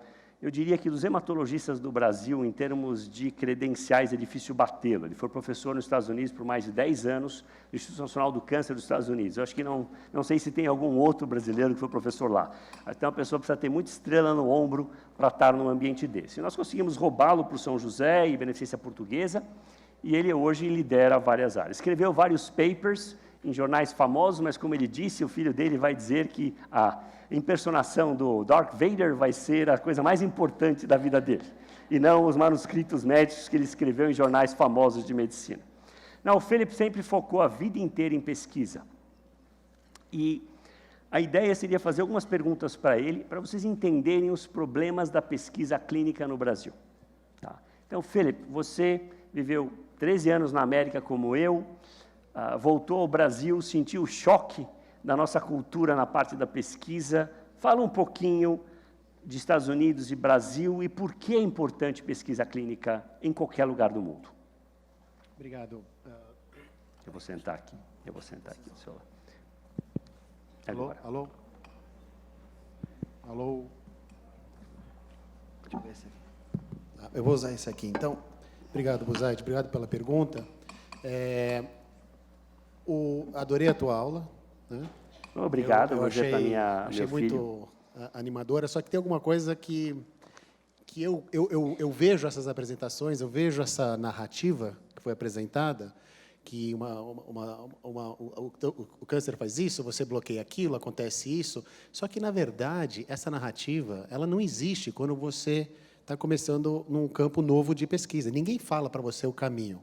Então, você tem uma série de oportunidades de pesquisa e ninguém no mundo sabe o que vai dar resultado, o que não vai dar resultado. Então, vocês talvez não devam ter entendido tudo que foi explicado a vocês, mas uma coisa eu tenho certeza que vocês entenderam: a complexidade do problema.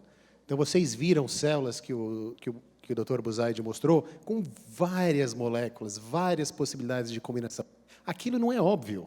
Aquilo não é óbvio. Aquilo é fácil quando você tem uma série de dados e pesquisa, já que já te mostram o que está certo, o que não dá certo, para onde ir. Então, só existe um caminho para a gente entender essa complexidade, que é através da pesquisa. Não existe outro caminho.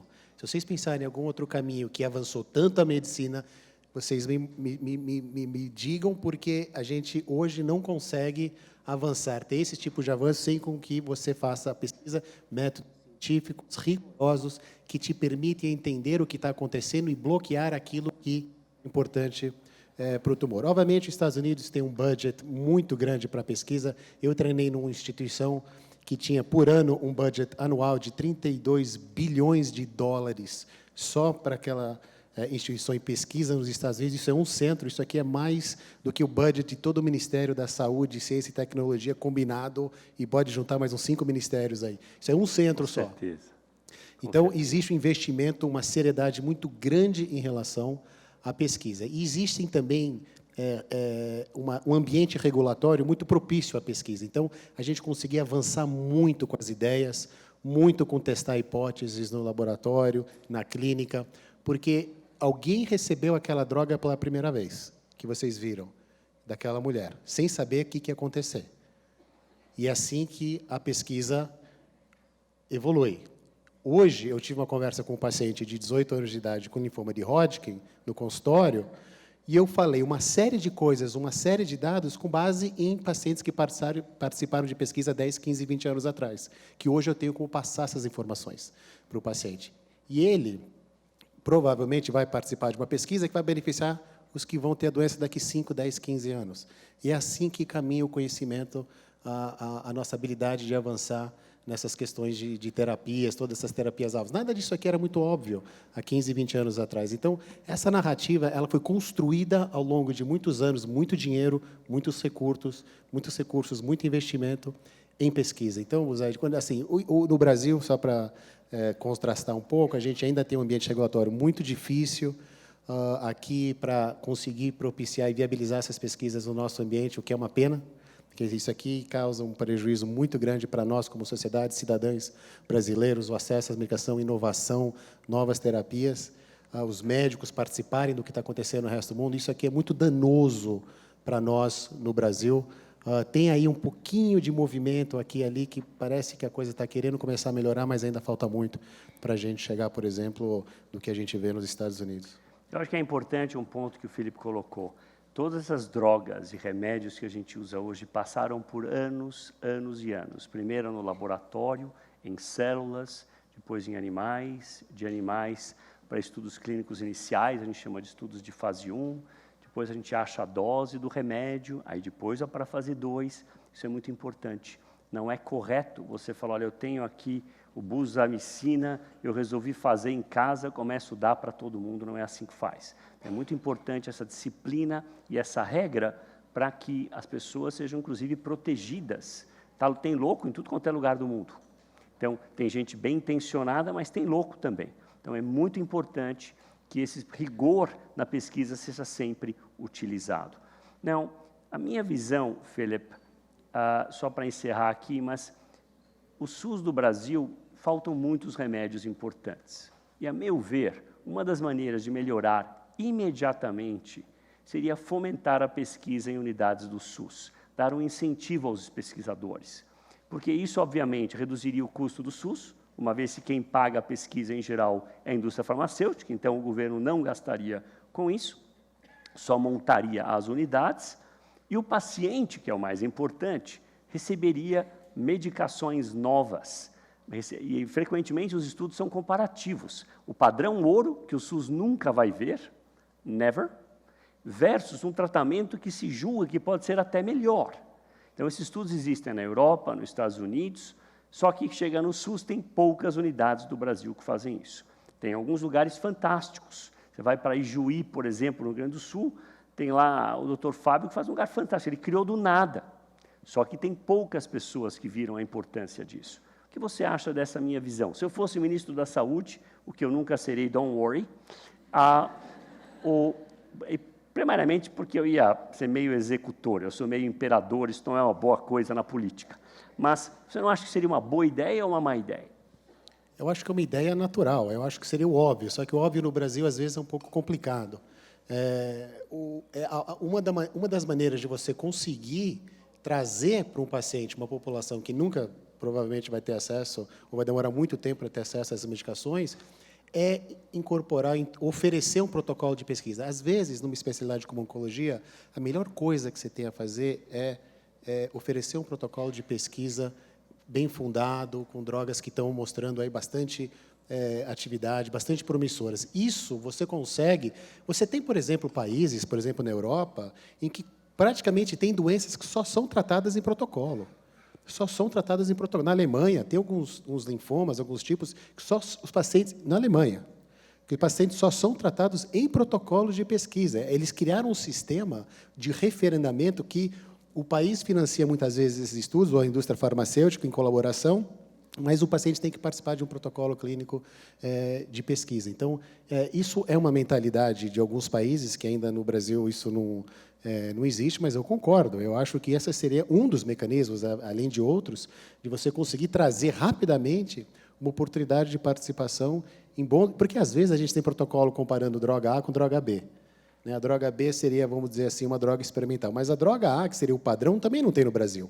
Então, mesmo se o paciente receber a droga A, que é um padrão nos Estados Unidos, na Europa, mas aqui nem tem a medicação, já seria um ganho gigante para essa população. E eu acho que a gente poderia fazer muito mais nesse sentido, não só a nível de conhecimento, fomentar esse tipo de conhecimento no nosso país, mas também uma questão até comercial, de você financeiro, de você viabilizar uma série de coisas sem ter que isso saia dos cofres públicos. Eu sei que você vai querer terminar, mas eu só quero mencionar uma coisa interessante desse paciente de hoje de manhã, que em 18 anos, um paciente jovem, veio com os pais, linfoma. A mãe entrou no consultório hoje de manhã, querendo, eu quero saber o que tem de mais avançado de pesquisa, eu quero drogas inovadoras, eu quero pesquisa, eu quero ouvir falar o que você tem de pesquisa, ouvir falar que você faz muita pesquisa, que você fez muita pesquisa, eu quero saber da pesquisa. Eu falei, tá bom. Essa parte você pegou, né? A palavra pesquisa, depois de 100 vezes... Você veio no lugar certo. Aí, o que o filho e a mãe me fazem? Eles me tiram 8 jars, como é que fala jars? vidraça, vidrinhos com extrato de não sei das quantas, com fósforo não sei das quantas, com não sei o que, não sei das quantas, da China, da Índia, do Manaus, do não sei da onde. Tudo coisa que nunca foi testada, investigada em lugar nenhum. Ela quer saber se o filho pode tomar aquilo. Eu falei, olha, você veio falar de pesquisa, vamos falar de pesquisa. Hoje, o que existe de tratamento de mais moderno e melhor para o teu filho é isso, com base em centenas de milhares de pessoas que foram tratadas com esses protocolos no mundo inteiro nos últimos 10 a 15, 20 anos. Mas o que vocês acham de todas essas medicações? Eu fiquei jogando de volta essa coisa da pesquisa para a mãe. Falei assim, pesquisa é você se basear em dados, em evidência, e não porque a gente vai tomar uma decisão de conduta para uma pessoa. Isso tem que ser embasado. A gente leva isso muito a sério na oncologia. Isso tem que ter embasamento, tem que ter dados. Você não pode fazer as coisas da sua cabeça. Então, é sério. Hoje, a pesquisa é conduzida no mundo inteiro com normas e normativas éticas extremamente rigorosas. Você tem 3, 4 convenções mundiais que normatizam a participação do sujeito à pesquisa no protocolo clínico de pesquisa. Então, isso é levado muito a sério. E depois que eu fiz esse discurso de meia hora, ninguém mais perguntou daquelas medicações, nem sei se é medicação, algas, eu não sei o que é. Mas, enfim, então é importante, eu acho que foi uma sessão até educacional hoje de manhã, que eles já iam se enrolar aí, fazer coisas que são de eficácia de dados extremamente dúbios e questionáveis, sem evidência. Então, eu acredito que eu tenho, pelo menos, orientado a família, o garoto, a ir para um caminho onde a gente sabe que ele tem uma maior taxa de sucesso de cura, no caso desse caso. Então, eu achei interessante de hoje de manhã, interessante para exemplificar um pouco essa noção da seriedade e a importância que a gente leva à pesquisa e os dados que são gerados. Porque quando a gente trata 100, 200 pacientes, 500 pacientes no protocolo de pesquisa, aquela informação, aqueles dados vão ser utilizados para os médicos do mundo inteiro tratarem 20 milhões de pessoas que estão afetadas por aquela doença. Então, isso é muito sério. Isso vai ser publicado numa grande revista. Aí o médico em Milão, em Tóquio, São Paulo, Presidente Prudente, Uruguai, ele vai olhar aquele dado e vai usar aquilo para o paciente dele ou não, dependendo do caso, dependendo do resultado. Então, isso é muito, muito sério. Essa coisa de dados, como é que a gente passa esses dados, a gente vai utilizar esses dados no mundo inteiro para tomar condutas para tentar fazer o que a gente acredita que é o melhor para o nosso paciente. Então, é importante ter esse conceito da seriedade da pesquisa. Eu gostaria que no Brasil isso fosse discutido com essa seriedade. Muito bom. Felipe, obrigado, excelente. Infelizmente, o tempo nosso está um pouquinho curto hoje. Felipe, obrigado mais uma vez. O filho dele vai ficar muito orgulhoso do Darth Vader, com certeza. Eu vou chamar agora o meu amigo e grande parceiro do projeto Vencer o Câncer. Ele, na realidade, desde 2002, quando ele voltou, ele estudou nos Estados Unidos Oncologia, no Memorial Sloan Kettering. Foi ao Sírio-Libanês, na época em que eu era diretor. Depois, em 2011, fomos juntos para o Hospital São José. E hoje o Hospital São José tem uma torre de 9 andares só de oncologia. É um dos serviços mais fortes do Brasil. E, recentemente, fomos para o Einstein, meio período, cada um de nós, e São José também, que é o Dr. Fernando Maluf, um dos oncologistas mais proeminentes do Brasil, um dos caras mais dinâmicos que eu conheço. E também uma pessoa extremamente humana e que vai falar um pouquinho de algumas coisas relacionadas a médico, paciente e tratamento. Fernando, por favor.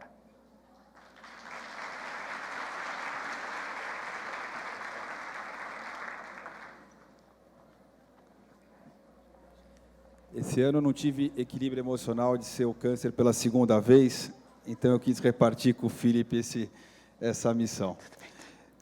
Buzaide, o ano que vem é a tua vez, viu? É?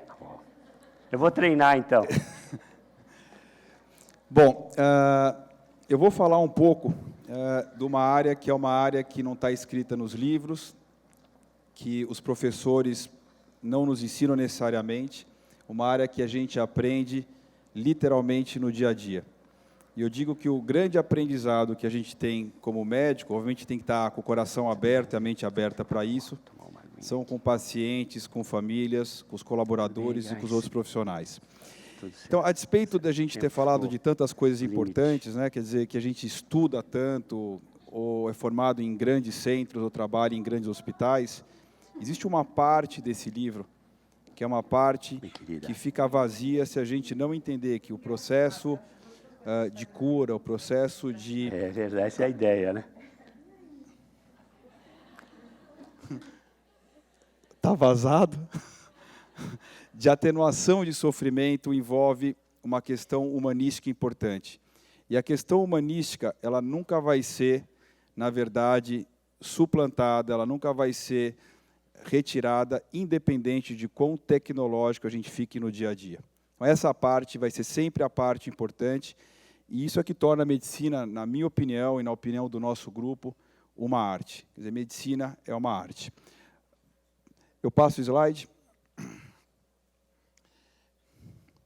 Alguns slides estão um pouquinho repetidos da apresentação que a gente fez no almoço, mas esse é o primeiro slide de perguntas muito animadoras que eu tenho que responder todos os dias.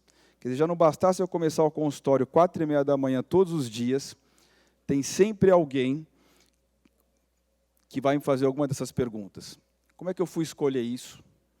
Eu devo ser um cara doido de fazer oncologia? Se eu não fico deprimido? Que às vezes a gente não vê êxito? E que quantas terapias que eu faço para poder trabalhar nessa área? Eu falo que eu não faço terapia, que eu tenho pena do terapeuta, então eu quero preservar ele em uma posição tranquila. Então essas perguntas são ainda perguntas que acontecem na nossa vida, porque as pessoas ainda têm um preconceito grande nessa área de oncologia. Isso a gente vem tentando derrubar dentro do Instituto Vencer o Câncer todos os dias. O meu dia a dia no campo de batalha me passou lições importantes. Outra vez, como eu falei, eu tenho professores, mas um professorado importante vem de quem está sentado na minha frente, que são os pacientes e que são os familiares. Primeira parte importante é que, na nossa profissão, no caso oncologista, não tem uma fórmula perfeita de você lidar com cada pessoa. Não tem uma fórmula única. Se eu estiver cuidando de um rapaz com câncer de testículo, que está preocupado em jogar futebol, ir para a balada, ou em namorar com uma menina hoje e com uma outra amanhã, a conversa com esse paciente vai ser diferente de uma senhora de 80 anos, que não dá para falar qual é a balada que ela foi, quantos namorados ela está namorando naquele momento, tá certo? Ou qual que é o esporte, ou quantos esportes que ela está praticando. O ponto importante disso é que os princípios éticos são imutáveis. Esses são iguais aqui na Argentina, na Noruega. Mas a relação do médico com o seu paciente, e aí o médico tem que se reinventar, tem que ser uma relação, como na terapia que o Buzaid falou. É uma relação personalizada, como tem a terapia personalizada. Isso é uma parte bem importante que a gente ensina os nossos residentes. A gente tem que ser, entre aspas, vários profissionais diferentes durante o nosso dia. Porque as pessoas que nos procuram, elas são pessoas diferentes em termos de idade, culturalmente, de anseios. Isso a gente tem que, obviamente, em sendo diferente para cada um, criando, então, essa relação íntima de afetividade, de empatia e de confiança. E empatia é um preceito básico para mim. Eu sempre digo que na nossa profissão não tem só uma pessoa que faz bem aquilo. Então, se você não tiver empatia por quem cuida da sua vida ou por quem cuida da vida do seu familiar, conselho para vocês, troquem de médico. Encontrem alguém que vocês confiem, tenham prazer, tenham uma relação de intimidade, uma relação de pura harmonia. Eu digo que empatia é uma das partes mais importantes que deve haver entre pacientes e médico, e vice-versa. É muito gostoso o médico ter uma empatia grande por quem o procura. E a gente lamenta dizer para vocês, mas os médicos fazem decisão errada. Eu faço, o Dr. Buzaid faz, o Dr. Philip faz. Que foi, Buzaid?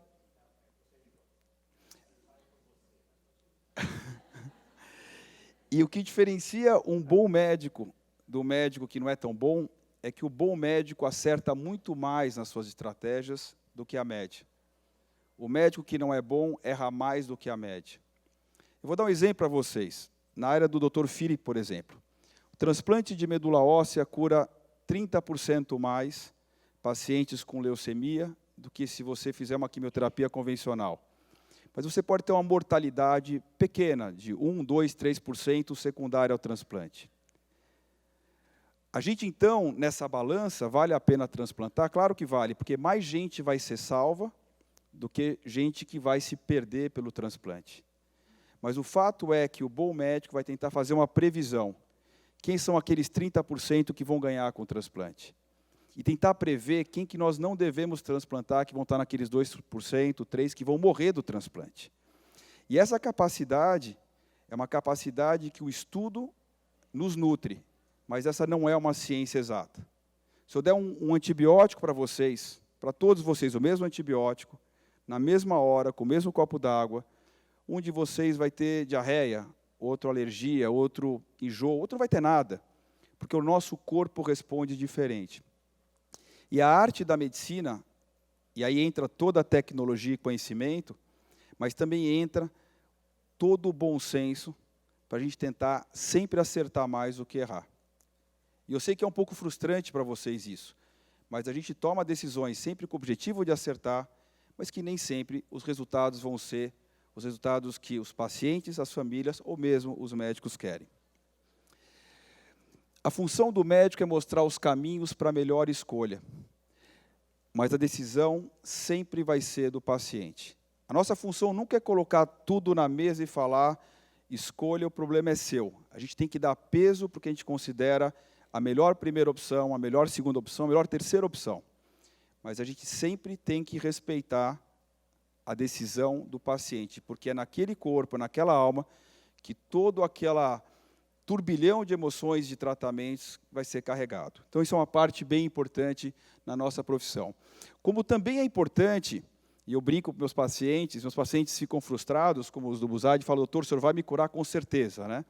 Eu falo, com certeza, vendedor de carro e de televisão. Não quebra e não vai dar problema. Nós não somos vendedores. Mas, ao mesmo tempo, a gente não tem a capacidade de saber tudo o que vai acontecer. Até porque o nosso conhecimento ele tem um certo limite. Então, apesar da gente não vender esperança, a gente não tem direito de retirar esperança. Eu já tive casos incríveis na vida, de pacientes que estão curados e que vieram desenganados para nós. E não são poucos. Então, retirar esperança não me parece nem humano e nem inteligente, porque eu não conheço guerreiro, dentro da estratégia da briga, que ganha uma briga com a barriga vazia e desanimado. Então, essa parte é muito importante. E o médico não sabe tudo. Então, essa bola de cristal, infelizmente, não me deram e não deram para nenhum dos profissionais. Então, quando os médicos são tácitos de falar tempo de vida, resposta, infelizmente, são mais espertos do que eu, não sou tão esperto assim. Eu não consigo olhar para alguém e falar quanto que aquela pessoa vai viver. Eu consigo ter estimativas, mas eu não consigo determinar para cada indivíduo o seu tempo. E uma parte bem importante dessa relação de médico-paciente, que é uma parte que o nosso centro, o nosso grupo preconiza muito, é a parte do toque físico. Você abraçar um paciente, pegar na mão do paciente, ter o contato físico, é uma pura relação de afeto, de cumplicidade, de confiança. E essa é uma parte que a gente ensina os residentes a terem, que é essa parte do carinho, do trato e do toque físico. Essa parte é interessante, e eu falei isso na palestra hoje na hora do almoço, que o órgão mais importante da mulher é o cabelo. Não, eu sei que para nós, Busaid, pode ser o coração, o pulmão, da mulher.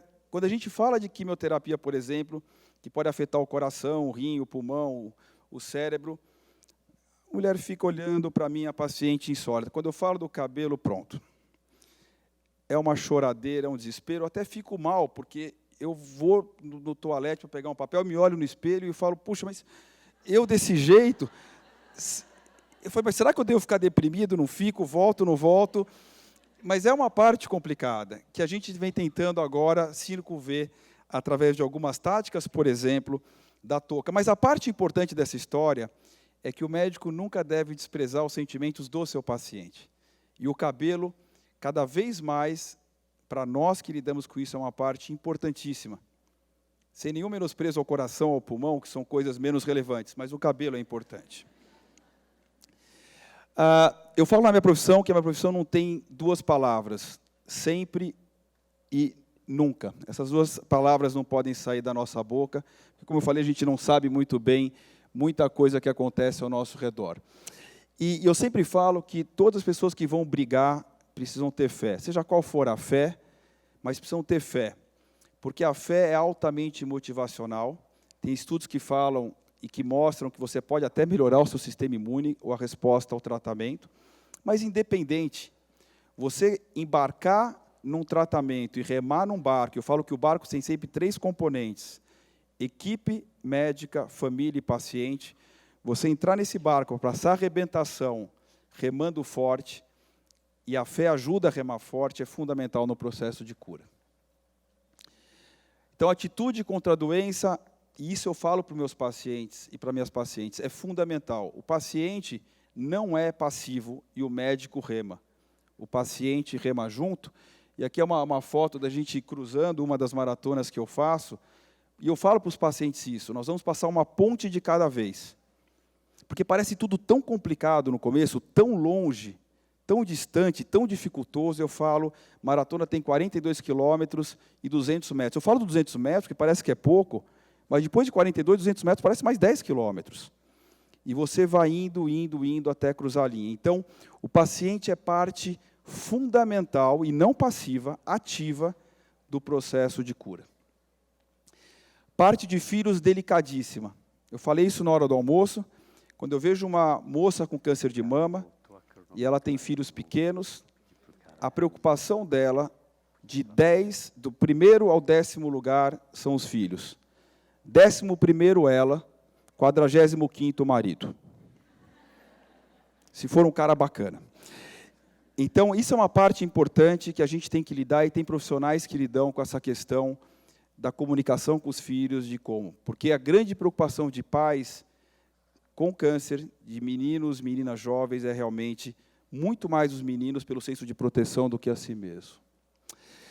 Os princípios que devem ser seguidos: cura, preservação da integridade, qualidade de vida e alívio do sofrimento. E a gente coloca a cura como o primeiro, mas a nossa missão, minha, do Dr. Buzaide, do Philip, a gente se engaja com a mesma energia para qualquer desses quesitos. Porque nem sempre a cura é possível, e aliviar o sofrimento, eu diria que é tão nobre quanto curar. Confidencialidade, esse é um princípio muito importante, estar do lado do paciente. Não tem paciente que não queira o médico do lado, estudando. Muitas vezes o paciente me pergunta o que nós vamos fazer, eu falo, eu não sei, mas vou estudar. Eu não sei, mas vou discutir com a minha equipe. Eu não sei, mas eu vou ligar para o Memória, onde eu me formei, de Nova York, e discutir o seu caso. Delinear todos os passos. Quem vai entrar numa briga quer saber qual é o mapa para a vitória, não quer ficar perdido no meio do caminho. E isso entra a comunicação fácil, e você dá quais são as etapas para você chegar no processo de cura. E saber o que fazer em antecipação. Nem eu, nem Buzaide, nem Philip decidimos o que fazer na hora. A gente, quando vê um paciente, prevê os cenários, para a gente não ficar desprevenido na hora de qualquer tipo de eventualidade. Eleger um comandante, a gente lida com pacientes e famílias. Outro dia eu cuidei de uma família árabe que tinham 120 pessoas. Tive que juntar num estádio de futebol. Eu falei, olha, com todo respeito, eu preciso de uma pessoa que vai ser a ponte. Você imagina 120 libaneses loucos me ligando, quer dizer, acabou meu dia, acabou minha semana, não trabalho mais. Então, toda a família tem que ter uma pessoa de ligação com o médico. E a parte mais importante, acho que esse slide mais importante de todos, é colocar-se no lugar do paciente. Eu ensino meus residentes todos os dias. Você não pratica boa medicina, você não pratica boa oncologia se não sentar na cadeira de quem está em sofrimento, na cadeira da família que está em sofrimento. Na nossa cadeira fica tudo fácil. E esse fácil deixa a gente incompleto no tratamento de qualquer paciente com câncer, independente do tumor, independente da fase, independente dos resultados. Estabelecer os limites, amar o próximo. A gente fala que a gente ama as pessoas e combate as doenças. Eu realmente não amo as doenças, né? A gente ama as pessoas. Isso é uma parte muito importante. Ter a sensibilidade em dar as notícias. né? A gente sofre quando vê uma imagem ruim na tomografia e vai para o consultório dar notícia para um paciente. Eu brinco que aquele trajeto é de 30 quilômetros para mim. Aquele trajeto de 100 metros vira 30 quilômetros, porque você fica sofrendo para ver como é que essa notícia, de um modo realístico, mais sensível, vai ser dada para alguém. E eu digo que essa é a parte mais difícil da nossa área. E separar a emoção de técnica, porque apesar de nós sermos muito afetuosos, muitas das decisões, o afeto vai ter que ser deixado um pouquinho de lado para a gente ter a cabeça no lugar e decidir tecnicamente qual que é a melhor droga, a melhor cirurgia, a melhor forma de radioterapia. E participar os pacientes das decisões. Um outro ponto importante, esse é o casamento da minha irmã, é que nós médicos somos seres humanos, a gente não veio enviado de Marte. Então nós sofremos com as perdas, nós sofremos com resultados ruins, nós temos períodos felizes, períodos nem tanto. Então, nós somos exatamente iguais a qualquer pessoa. Os princípios, para finalizar, que não devem ser seguidos: o médico ser mais importante que o paciente. Nós somos coadjuvantes desse filme, muitas vezes de final feliz. E o paciente sempre mais importante do que nós. Nós somos servidores, ponto final. É para isso que a gente, então, está naquela sala, naquele consultório, naquele centro cirúrgico, atrás da máquina de radioterapia, para servir. Omitir informações. Nós não cuidamos de pacientes onde o paciente acha que tem acne ou um pólipo. A gente pode comunicar de um jeito sensível e carinhoso, mas a mentira é uma péssima posição e a gente não costuma ter essa posição. E a gente explica isso para as famílias, o porquê que é tão ruim. Quando você mente, e a mentira geralmente é descoberta, para aquela pessoa, ela vai achar que ela tem uma coisa muito pior do que ela tem. As pessoas são diferentes, os tratamentos são diferentes, e aqui, na verdade, entra a relação médico-paciente, que as pessoas são diferentes, mas independente de quem seja, se é um político, um artista famoso, ou quem for, os tratamentos devem ser sempre iguais. Deixar tudo na mão de Deus, eu colocaria deixar quase tudo na mão de Deus. Essa posição de fé é importante, mas não uma passividade. A gente tem que remar junto, e isso é muito importante. E aqui o nosso compromisso com a família, amigos, médico do paciente e próprio paciente, na verdade é uma inversão importante, onde o paciente vem sempre antes de todo mundo. E essa é uma parte fundamental para nós. Para finalizar, eu vou passar rapidamente 3 historinhas e perguntar para vocês se valeu a pena. São 3 desfechos diferentes. Essa é uma paciente que hoje é uma grande amiga nossa, ela mora em Brasília. A Vivi teve um câncer raríssimo de colo de útero, estava grávida ao diagnóstico. Com o bebê de 8 semanas, o útero teve que ser removido junto com o bebê. Fez quimioterapia por 1 ano.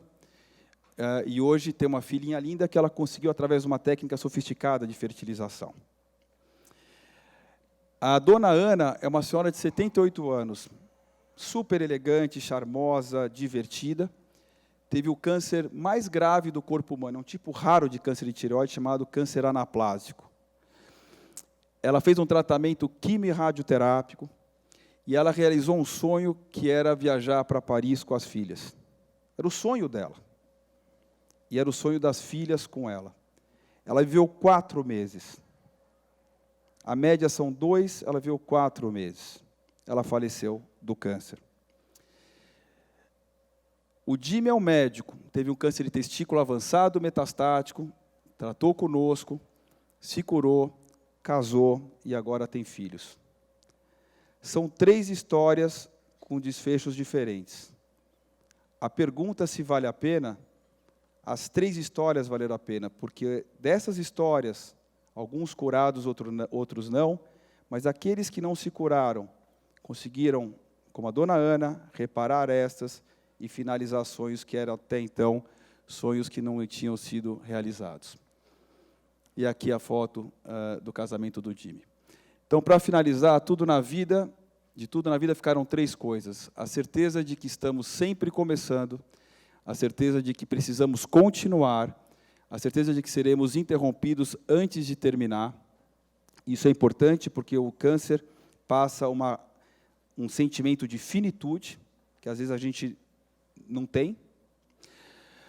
Portanto, devemos fazer da interrupção um caminho, da queda um passo de dança, do medo uma escada, do sonho uma ponte. Obrigado.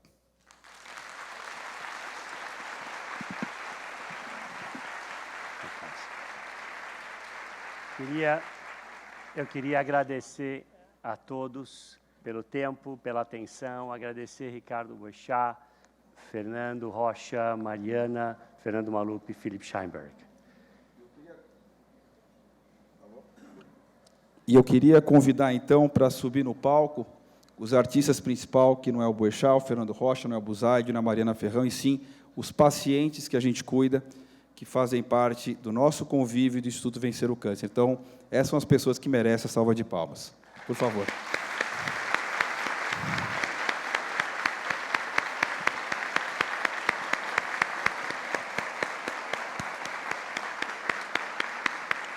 Esses são os verdadeiros heróis.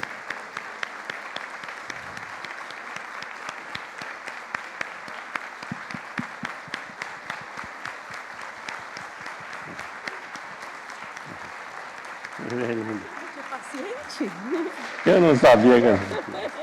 Fala, menina, vai você aí. Eu notei, você está chorando. Vai, querida. Não é que eu vim de você. Querida, tá boa? Tudo bem aí? Tá boa, querida.